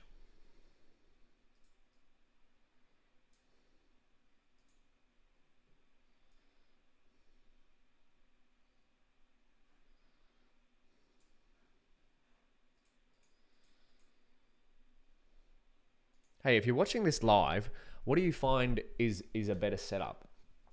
Twitch, watching live streams on Twitch and then reposting to YouTube? Or should I just live stream directly to my Daniel Burke YouTube channel and then archive the videos? Twitch just seems like it's better for live stream. I don't know. You tell me the vibe. So look at this, 67% or thereabouts already. How good is that? So we're already nearly 10% above the efficient net B2 model we trained in PyTorch Model Deployment in 2 epochs. And we've got 3 epochs to go. So that just shows that the VIT feature extractor, the vision transformer, has a higher learning capacity than the efficient net B2 model. So live on Twitch, definitely, Sally says. Yeah, I feel like, Twitch has just got the live stream down pat. So this is what we want to do for exercise 5 is, while this is training, we're just going to let this train in the background. Exercise 5, head to paperswithcode.com and find the current best performing model on the Food 101 dataset. So this is what we can do. Papers with Code, we go datasets, and we go Food 101. Boom. Swin fine-tuned Food 101. Swin fine-tuned. 2022. Dataset.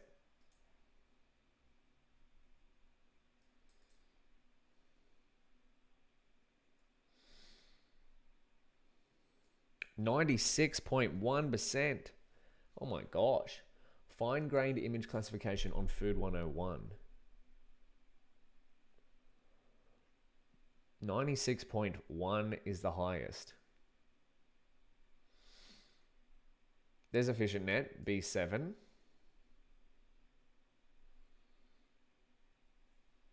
Now, this is why Food 101, image classification. What's the difference here between fine-grained image classification and just plain old image classification? Bamboo, 92.1.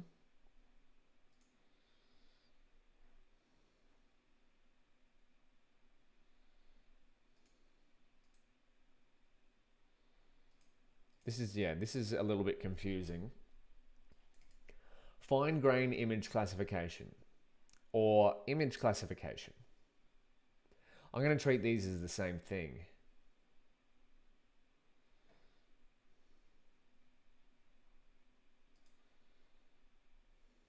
Let's have a look at FNet L2, SAM.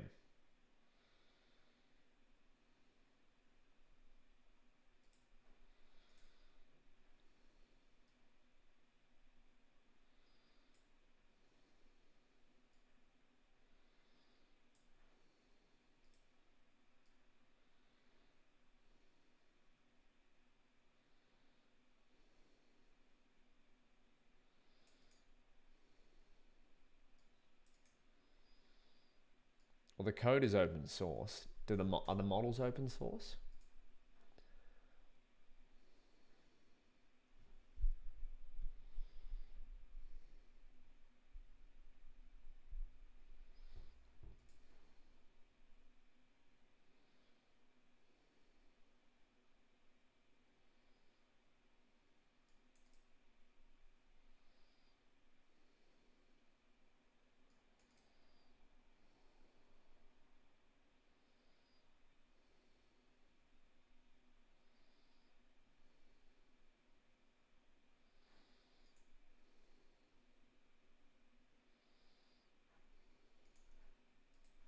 So we grab Sam in PyTorch.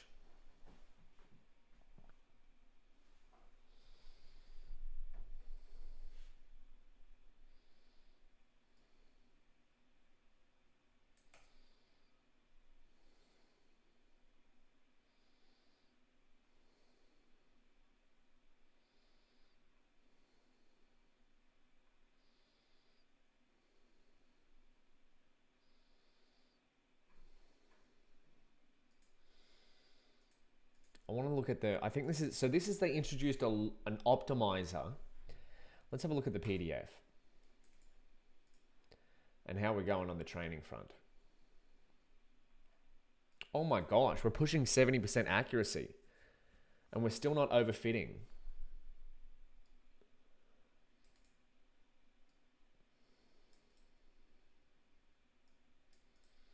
We've got one more epoch to go.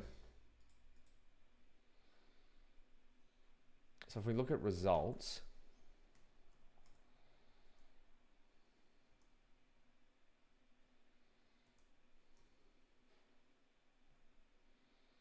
that's on CFAR 10.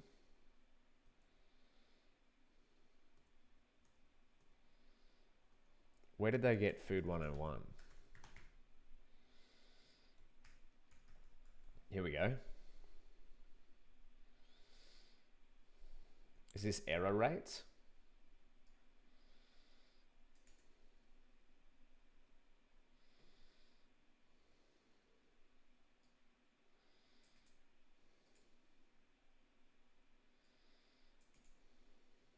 Okay. This is FNet B7. Let's read this.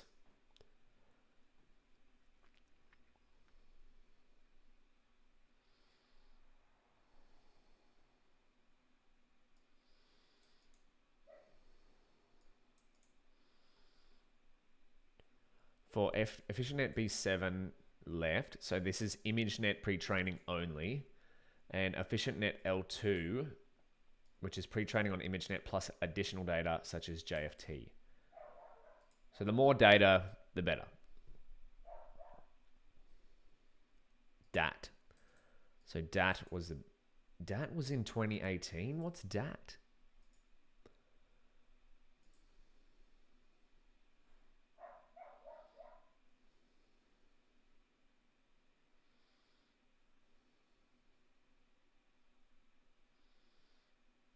Domain adaptive transfer learning with specialist models. Is that even here? Or align? So EfficientNet L2 is the best here, but then if we go to dataset Food 101, I'm going to put this down.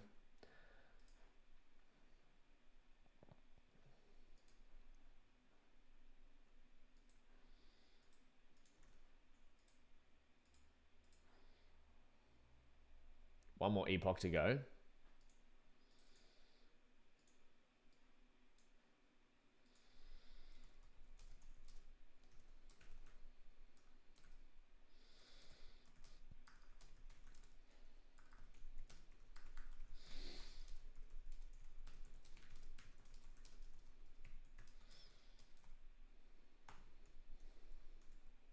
Is it 96.7% accuracy? 96.18.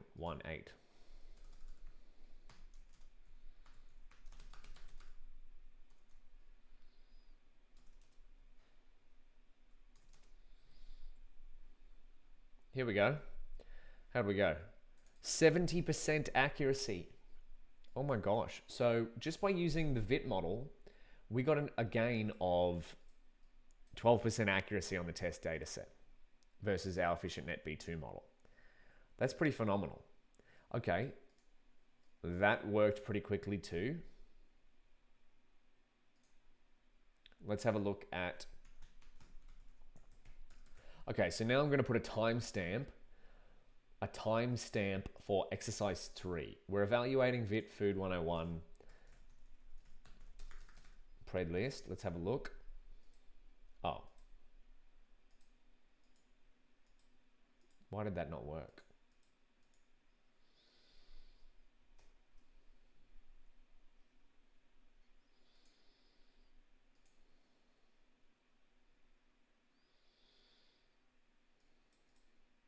So that's pretty darn quick, about 100 images per second. But if we go to here, we also have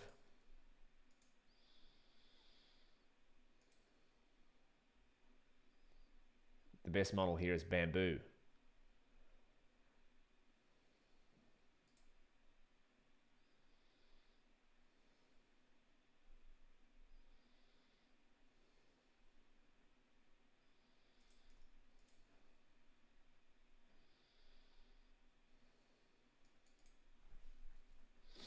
Let's find the most wrong examples here.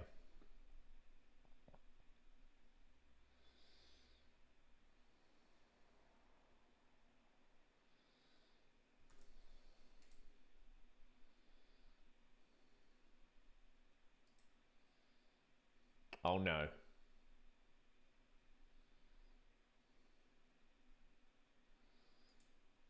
That's what we need to do. Get the max here. Torch.max.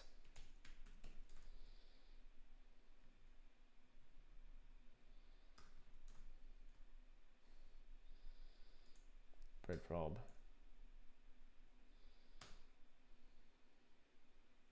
Pred label, and then we might want to go predict. Oh, I don't know if we can do that. We really need the test image paths here, don't we? So we can plot them.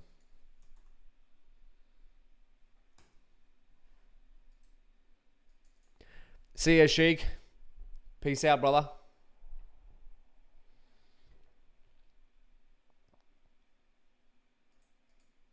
Thanks for tuning in. But Bamboo looks...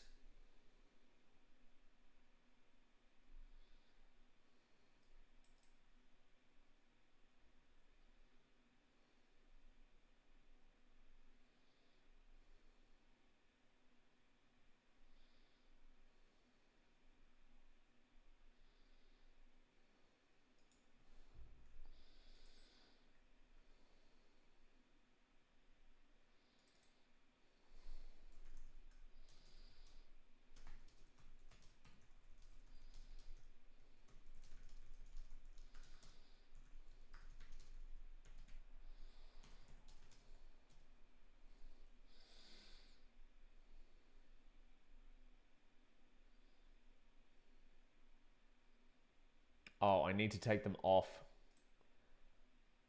CUDA as well, don't I?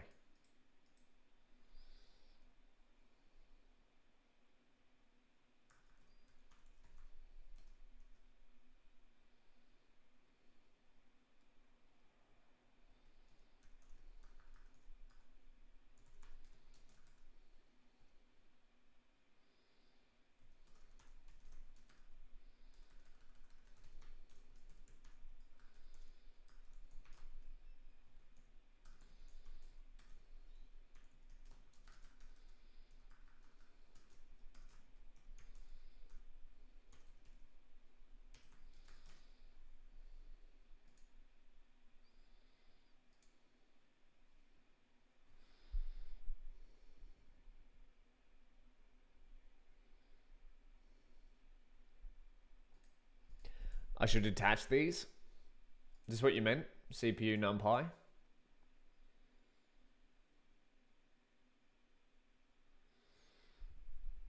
Maybe these should be detached as well.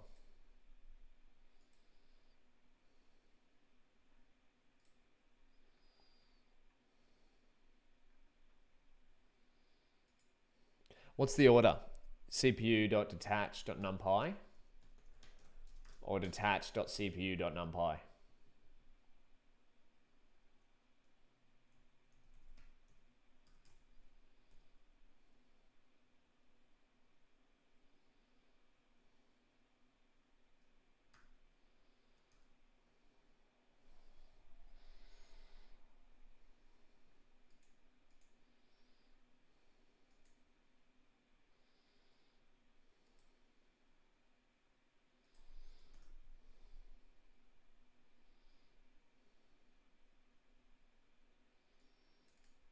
Beautiful.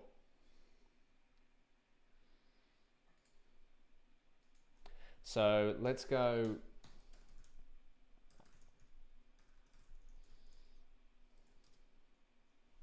What do I want to call this? We'll turn this into a data frame. We're trying to find the most wrong predictions here.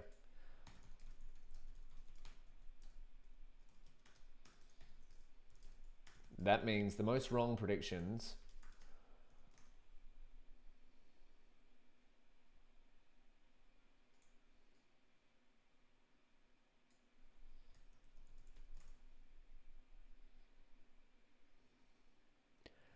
Hey Siobhan, what's going on, man? Oh, I should get these.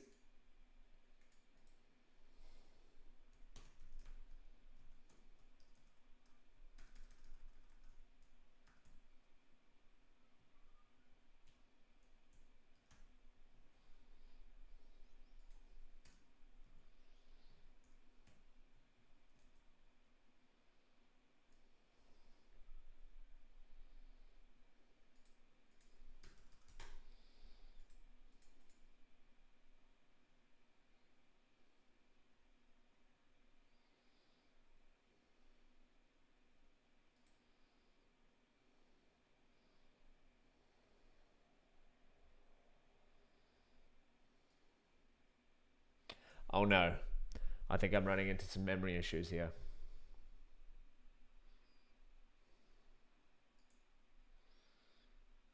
Let's just see how this goes.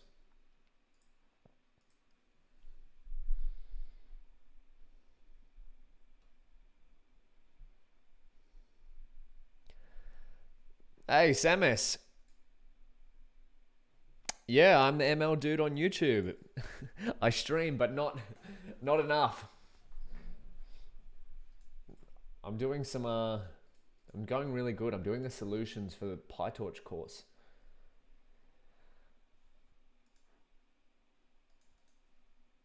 And thank you for the kind words on the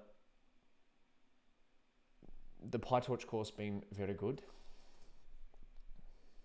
Okay, there we go. So now to find the most wrong, we're going to sort the data frame by, let's create a column. We want to create correct, is correct, equals pred df 20% equals pred df, oh no, excuse me. We want to compare the pred label to the actual label.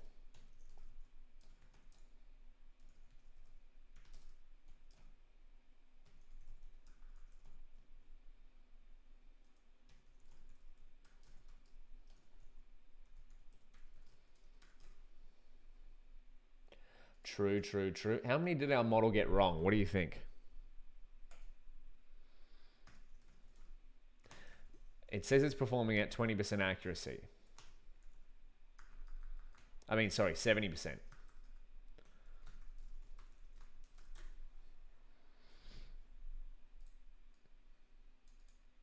Okay, that's about 70%. But let's find the 10 most wrong. I want to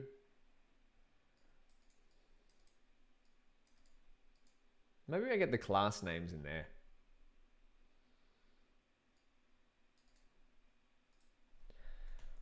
Food 101 class names. Yes, we want to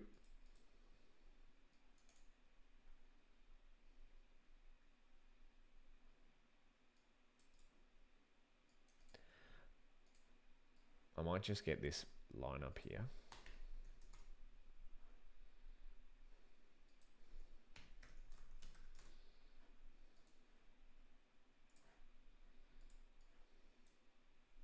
And then, so we want to go pred df 20%. Let's go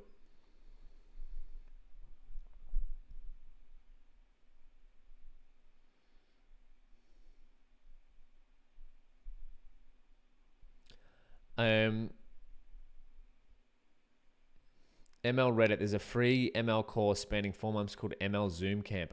I'm not familiar with it, no. And am I learning anything uncode related? Probably just jujitsu and farming and Eastern philosophy. Those are the three main things I've been getting into. Let's sort this by, we want to go pred df. Let's only get the wrong ones.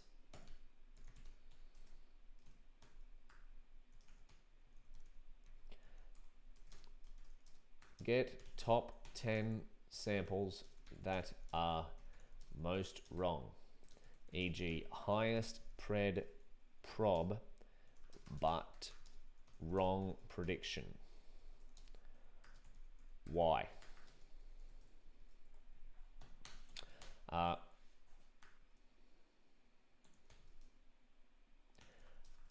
Sort by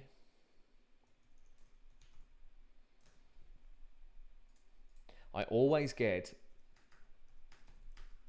pandas sort. I always get pandas sort by sort values wrong.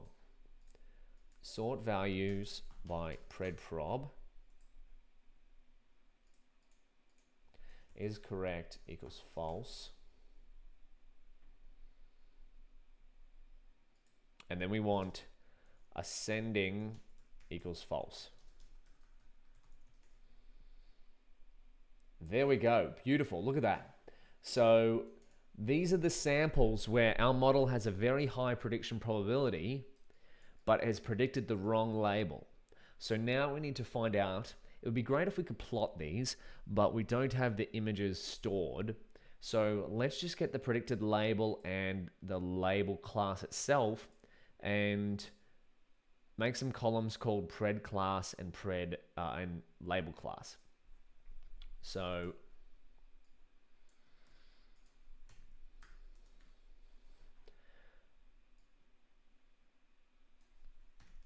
pred class. Now, how do we, is this just an apply function? I always get this wrong. Apply.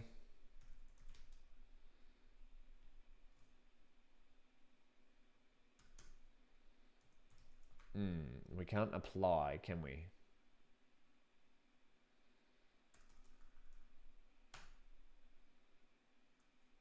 You know what? I think I've got this in Notion.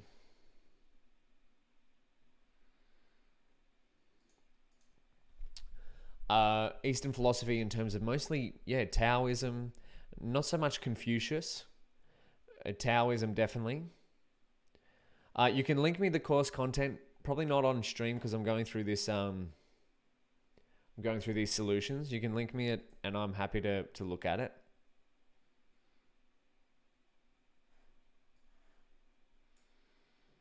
This is why I have a code snippets. I have to come into this problem all the time. Create pandas column based off another column.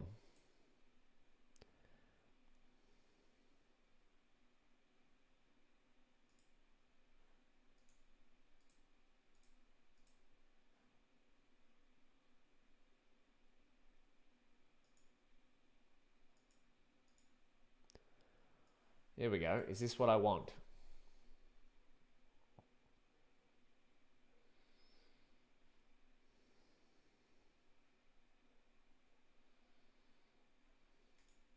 So who knows pandas, if you're watching this live, what I want to do is create a column, pred class, which is equal to the index of this list with this label.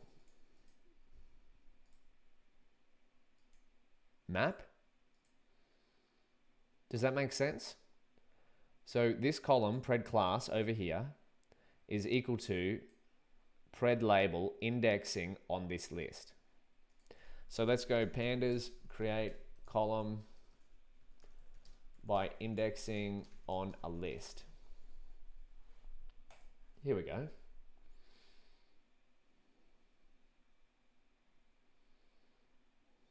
Yeah, there we go.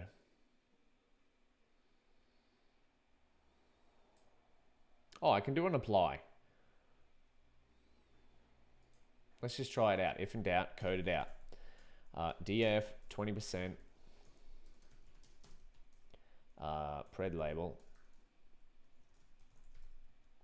dot apply lambda x equals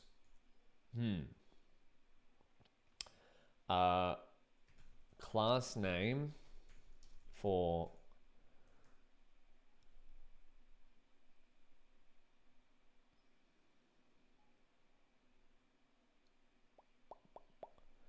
no, it just equals food 101 class names x. Is that really it? Surely not.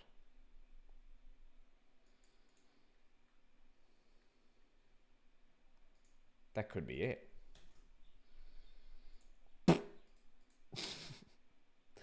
That was a lot easier than I thought. See, we're pandas wizards here, people.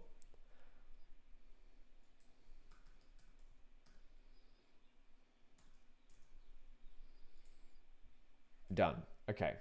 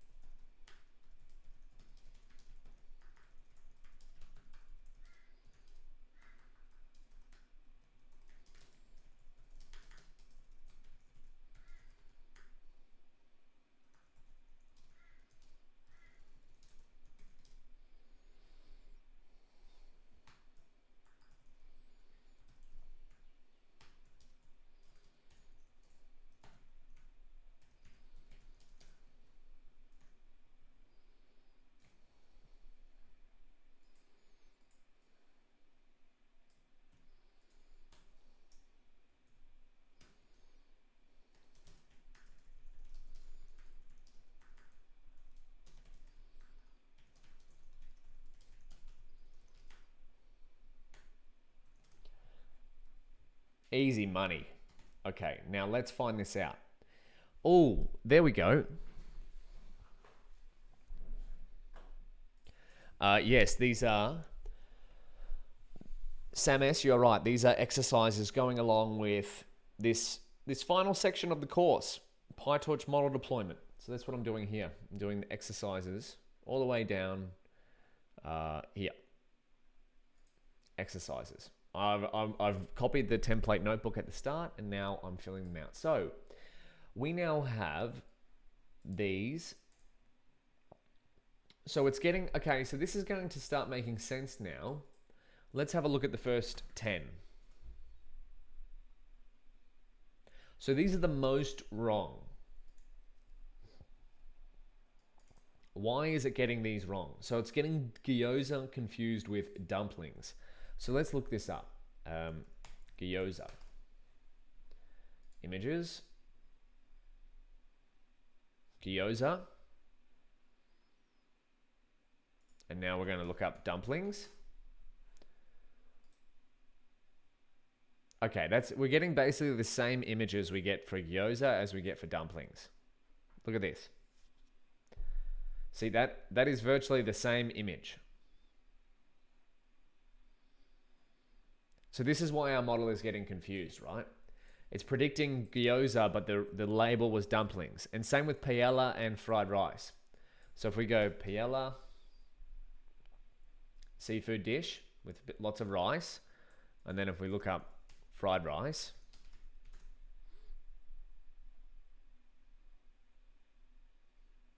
see? Same thing again.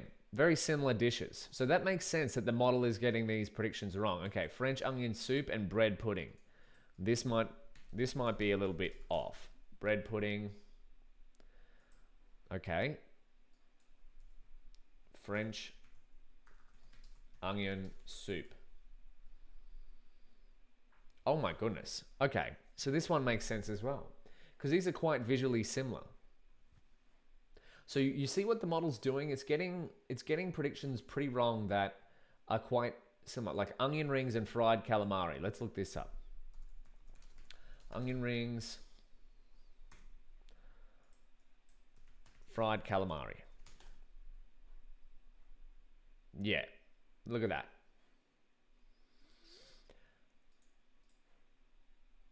So if we write here, so comparing the pred class to the label class, the model is often wrong on samples that are visually similar. For example,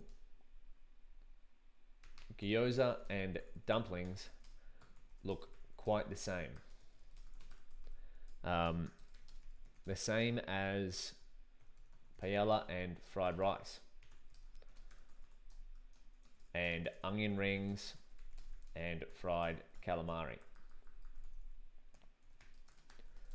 The model is getting confused on similar looking classes, and thus many examples, or sorry, many predictions are in the right space, but not necessarily correct compared to the ground truth. So I believe that is pretty good for exercise 3. Exercise 3. You could plot a confusion matrix if you wanted to in that. That'd probably be a good extension. But let's just leave it at that. Everyone gets what's going on? Yeah, you're right. I think, Siobhan, you're right. That's a good limitation of the model. Or, well, it's not necessarily a bad limitation, because a human would get that wrong too. Like gyoza and dumplings, I would call many of them the same thing. Of course, there'll probably be some examples here that are wrong, but frozen yogurt and ice cream, right? How do you know which one's which? Or onion rings and fried calamari, they look very similar. So let's go to exercise 4. So evaluate the VIT feature extractor across the whole Food 101 test data set rather than just the 20% version. How does it go? So let's turn the whole... So we made predictions here on 5,000 samples. Let's now do it on the whole data set and see how it performs. So we want to try and beat the whole food, or the original Food 101 paper. Is there any way to get around that, Samus? Not necessarily.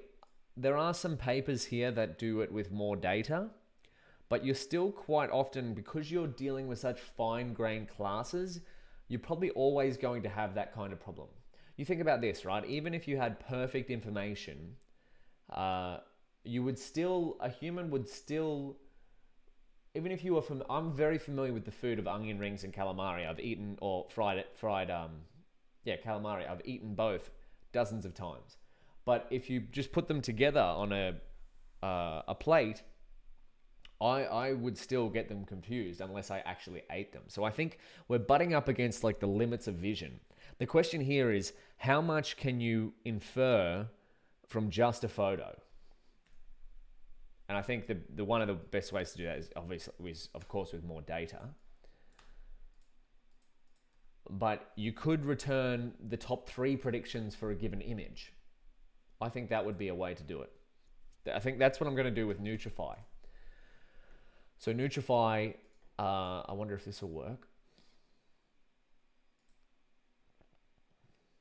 is my kind of pet project that I'm going to keep working on. But if we upload this food, it predicts steak, because steak is the predominant food. But there's really 4 foods in here. So what you could do is return 4 different predicted classes, or you could use object detection. So that is yes, that is correct. And then if we try another image, what do we have? Corn. Is there corn in the database? French fries. So that's wrong. So multiple different options. This is a hard problem to solve, but I'll work on that project later. So let's kick off some predictions across Food 101 all test data pred list. So this is a timestamp for exercise 4. We want to make predictions across the entire Food 101 test data set now.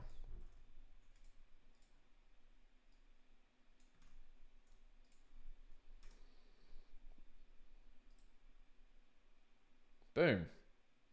So this is going to take a little while because we're going across 25,000 images.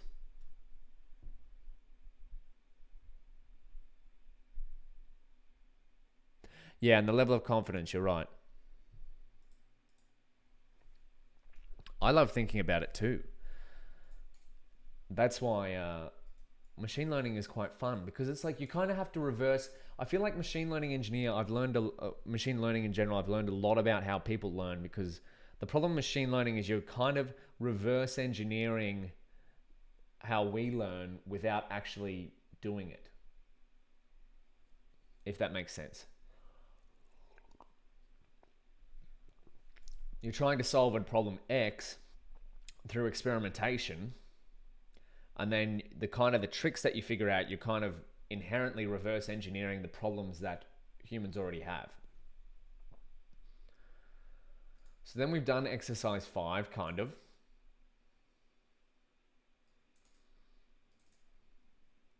I'm going to put this down here. These results are valid as of 26 August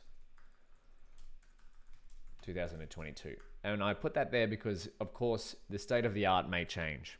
So, and here we go. Exercise 6. Write down 1 to 3 potential failure points of our deployed food vision models and what are some potential solutions. So, see the deployed food vision MIDI model here. So Hugging Face, I've got my models, my deployed versions of the model on Hugging Face.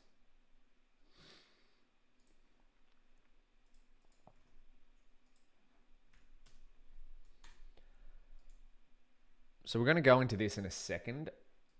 I've got to pee again because I've drunken a lot of liquids. But we're predicting across the whole data set here. How well do you think our model will have gone on the whole data set versus 20% of it? Ideally, if our split was random enough, we should see similar results across the whole data set as our 20% split. So, namely, about 70% on the test data set. So I'm going to let this run, then we'll turn it into a data frame, and then we'll evaluate it. Just going to get out of all these extra tabs.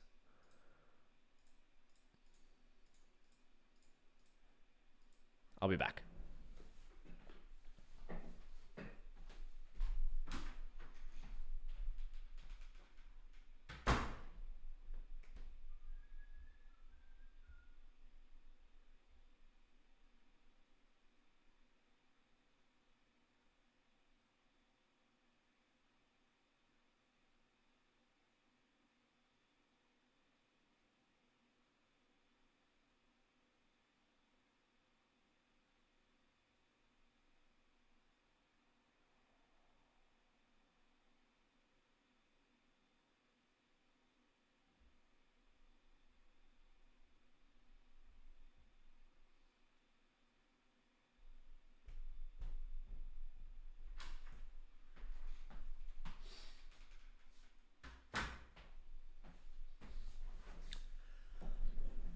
So would passing the ingredients be a good way for the model to assess the images?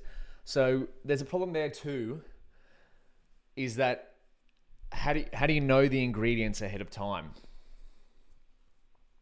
So you imagine you go to your friend's kitchen, your friend's house, and you just take a photo of whatever dish is on the table. Your model can't really take in the ingredients because it doesn't know the ingredients to that dish if you're just taking a photo. So it's I'd like to, with Nutrify, which is the project I'm going to keep working on, is see how far you can go in terms of understanding a food from just an image. I think you can go pretty far. And foods that look similar, yes, you're in the realm of visual similarity. So, have a look at this. TensorFlow similarity. This turns images into vectors, and then you can search across those vectors for the most similar versions of that image. So for example, if you're searching for this dog, you get different pictures of the same dog. Now this is how you could improve your data set, or label your data set pretty quickly rather than manually. You could say, here's a million food images, and then you label one burger image, and then you go, okay, now search the other 999,000 images for the images that are most similar to this burger image, and return those. Return the top 100, label those as burger, and then repeat the process for heaps of different classes. So similarity search is very popular.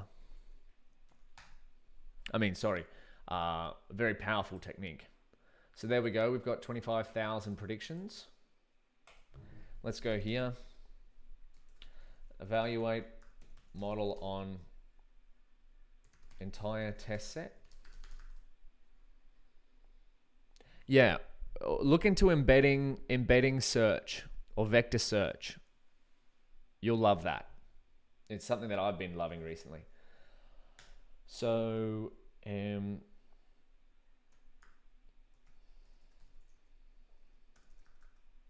Food 101, all test data, that's what I've been calling it. All test data, df equals pd.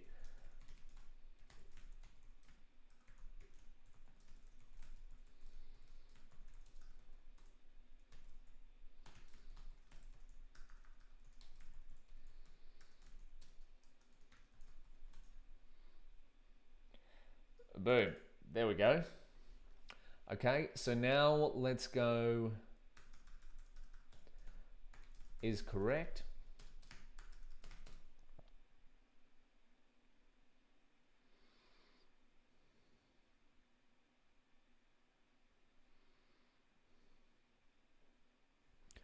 Do I think AI is only for people with lots of data and compute power? No. I think the beautiful thing about AI is that most of it is open. And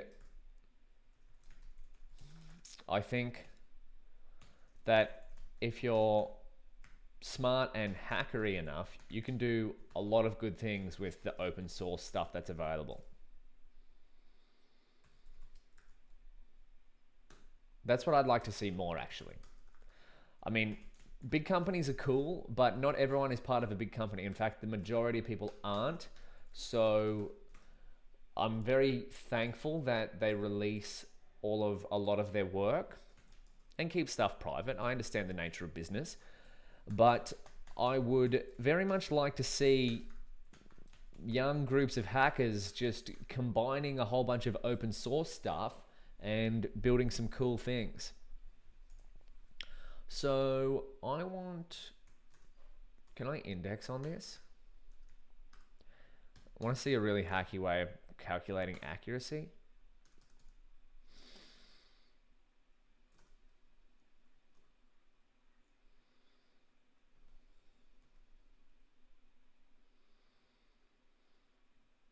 Or I could just compare them as a series.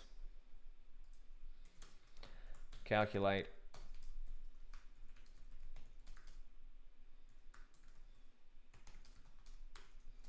so food 101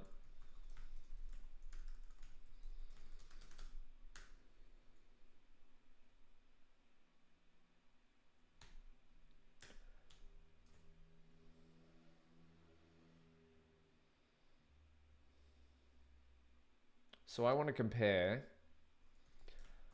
pred label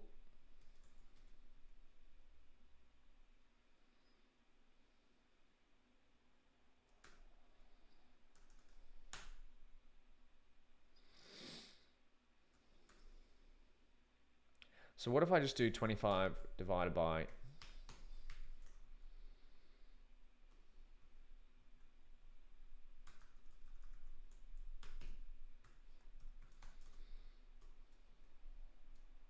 There we go. Okay. So it turns out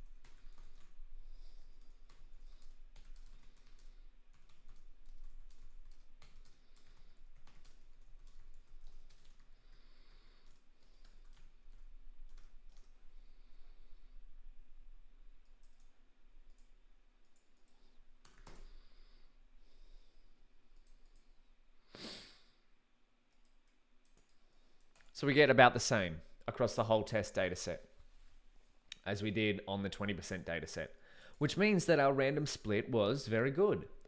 So that is a timestamp for finishing exercise 4. Timestamp. So exercise 5, timestamp, we've already done that. Now let's do exercise 6. So timestamp for exercise 6. I'm going to save exercise 7 as a challenge for you to do on your own. Because that's the fun part of machine learning. I can't do everything, you know? You've got to try and build your own app.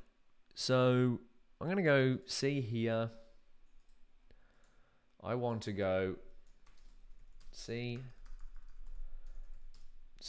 section 10 and 11 of 09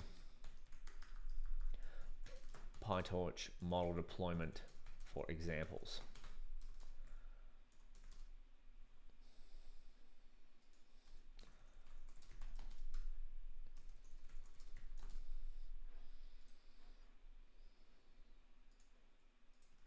So the exercise 7 is to take any data set from torchvision.datasets and to build a model on it and then deploy that model as a Gradio app to Hugging Face Spaces. And if you do deploy a model, please share it with me on the course GitHub discussions page, as you can see here. So that is exercise 7 done. And let's go. This one is a special one. Give it a shot for yourself. There's no answer to how you do it. The fun is in trying it out.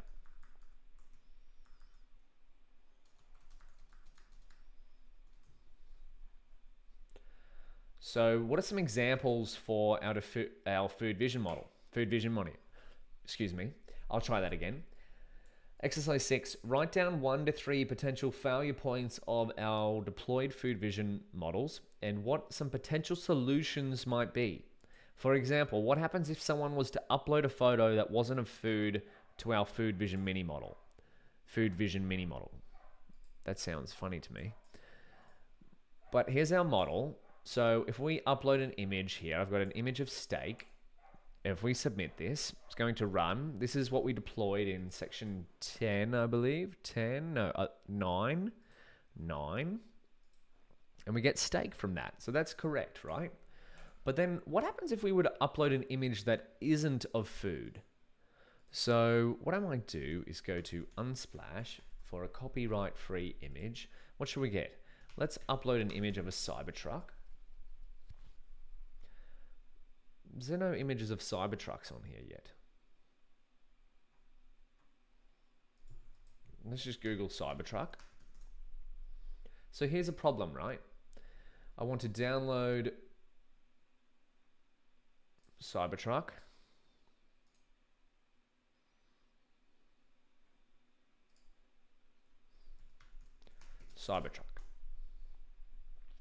What happens if we upload this image of a Cybertruck? What's our model going to do? Right? Our model is pretty confused here. It predicts about the same across each one, but this is not even a food. So this is where deploying a machine... I just spat all over my screen. What a rookie.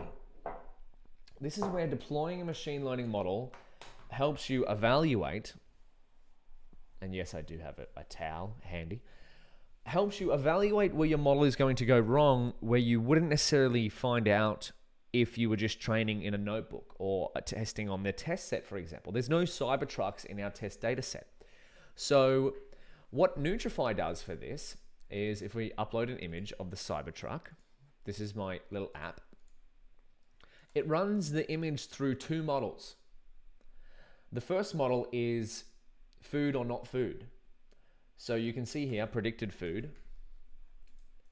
So first, it's a binary classifier to see if the image is of food or not of food. And if it's not of food, it says, no food found, please try another image. So if we do try another image, where can we go? Dropbox, where do I have food images? Food images. What do I have? Sandwich, is this gonna work? Pie. So this model's not that good, but it's pretty good at detecting food and not food. Let's try this. Banana, does it work for bananas? No food found. So not perfect either because it's all probabilistic. So this needs some upgrading. Does it work for pizza? Surely it works for pizza. There we go. Pizza. Wonderful. So that's one problem that we have, is that what happens if someone uploads a photo that's not food? So we could write this down here. Problems. 1. Someone uploads a photo that isn't food. Potential solution. Train two models. One that classifies images into food or not food. And if an image is found to be not food, display a message. If it is found to be food, classify it into a certain class. So now you might be thinking, okay, let's go to the next step. Say we did have that model, food, not food. What if we upload an image? What about, what's a good example here? Yeah, maybe this one. Oh, this is wrong here too. So it's a sandwich, but our model has predicted pie. So this is another thing that's gone wrong here. Someone uploads a photo of food, but our model doesn't have the capacity to classify that certain class. So that's problem number 2. What's a potential solution for this?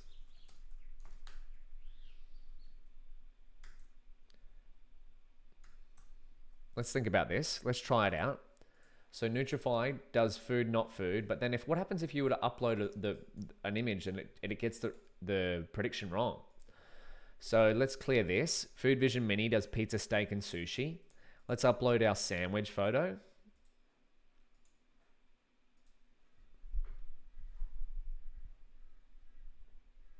That's a good question, Samus. What's the criteria for food, not food? That's a big question. How do you define that? So again, this is the problem with machine learning just models in general, is that they're probabilistic. So it doesn't necessarily tell you that it doesn't know this class. That's a huge problem, is like, what doesn't your model know? And so there's no real 100% answer to this. We can try and do some hacks, but this is a very active field of machine learning research, is that our model has predicted this is a food image, but it has got the class wrong because it has never trained on sandwich images. So what could we do here? Well, one way is for Nutrify, you can go, is this correct? No. Damn, it looks like there's room for improvement. Now, what could this do on the back end? Now, this could upload this image to a server, And if someone has marked it wrong, well, now you've got a database of image examples, the predicted label, and the fact that the predicted label is wrong. So then you could go back through your database and go, show me all the times that someone marked my model as wrong, and then you could update it.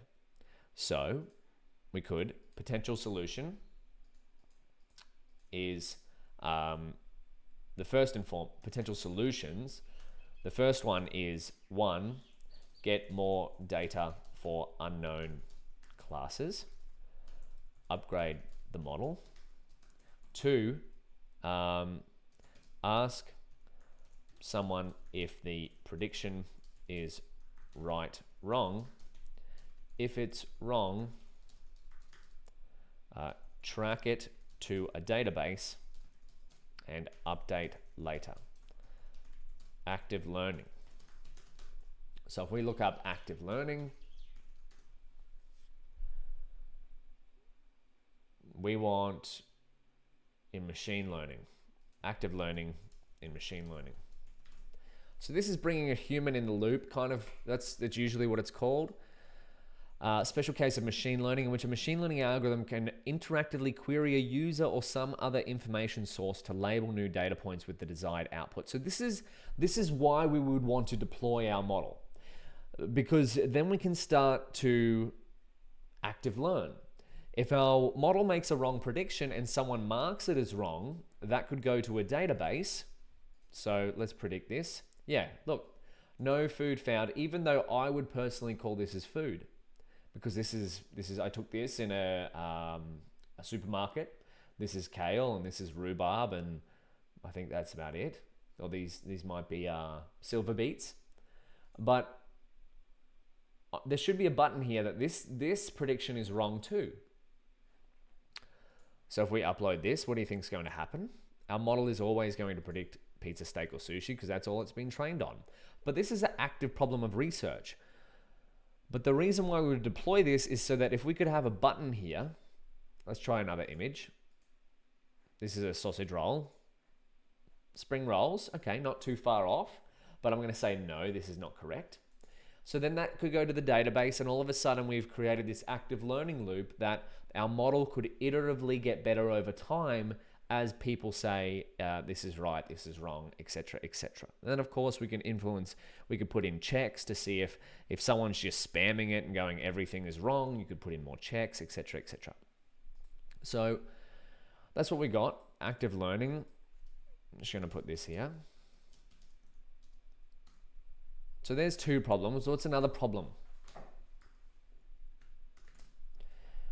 So the first one is someone uploads a photo that isn't food.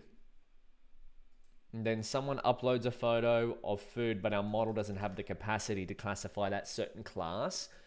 I think they're 2 of the major problems with Food Vision Mini. What's a third problem? Anyone got a third problem?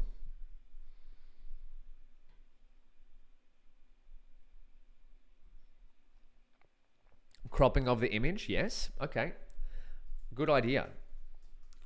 The image quality is poor. So food in top left of image rather than center. So the potential solution here, I like this one. What's the potential solution here? I think this is a design problem. So all of these images have the food in the middle of the image, right? What if the food was over here, like up in the corner, and our model just automatically predicted on the middle of it, right? But our model, was trained on data with the food in the middle. So what we could do here is if someone wanted to take a photo, is we could put camera guides.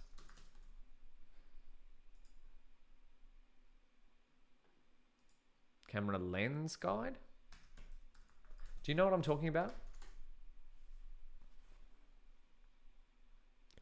No, I want iPhone camera guidelines. Yeah, this is what I'm talking about. Something like this. So you could put this into your app.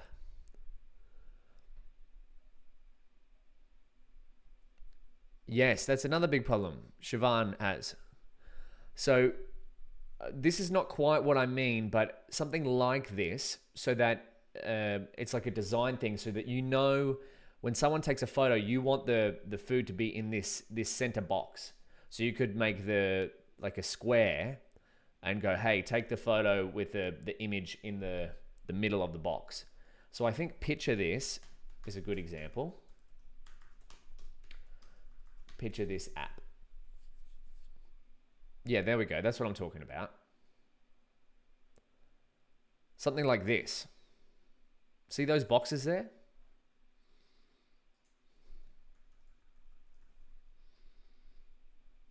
This one.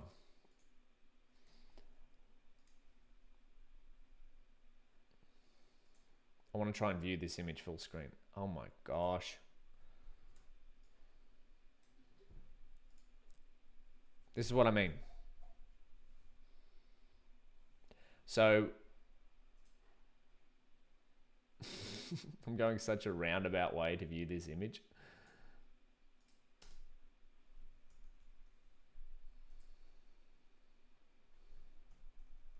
This is what I mean. See what I mean? Squares.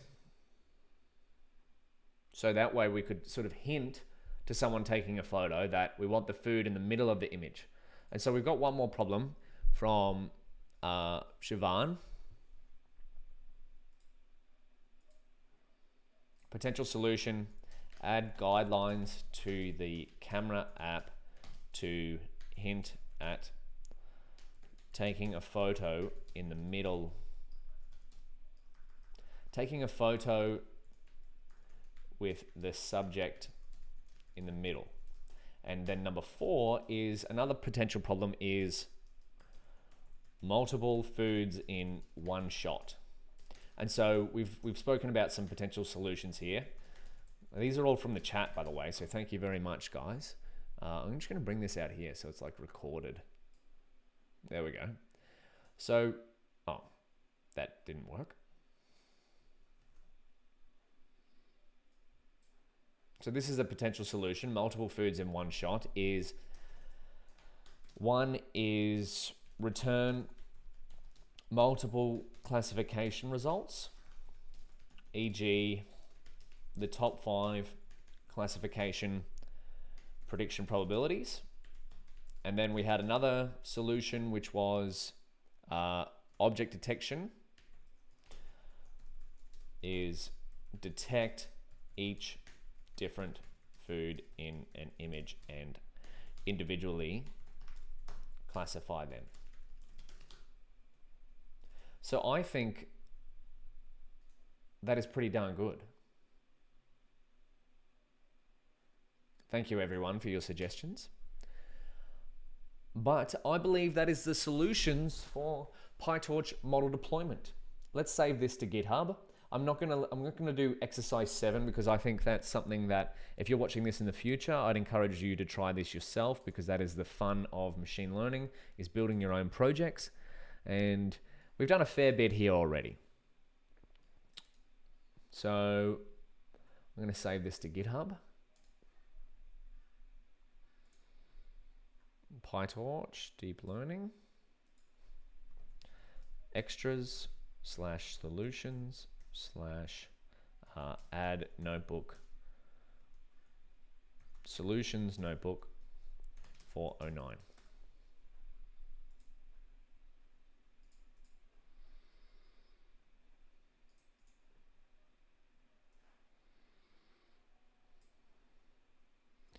Thank you for the suggestion of having the chat in the screen. I'll upgrade my stream eventually. But let me know if you'd like to see any streams on anything in particular in the future. You can find out where to contact me. This is now available on GitHub. You can try it out. This stream will be available on YouTube on my archive channel. But otherwise, thank you everyone for tuning in. If you have any questions about the course or whatever, leave a discussion on the discussions page. But I will see you next time. Peace.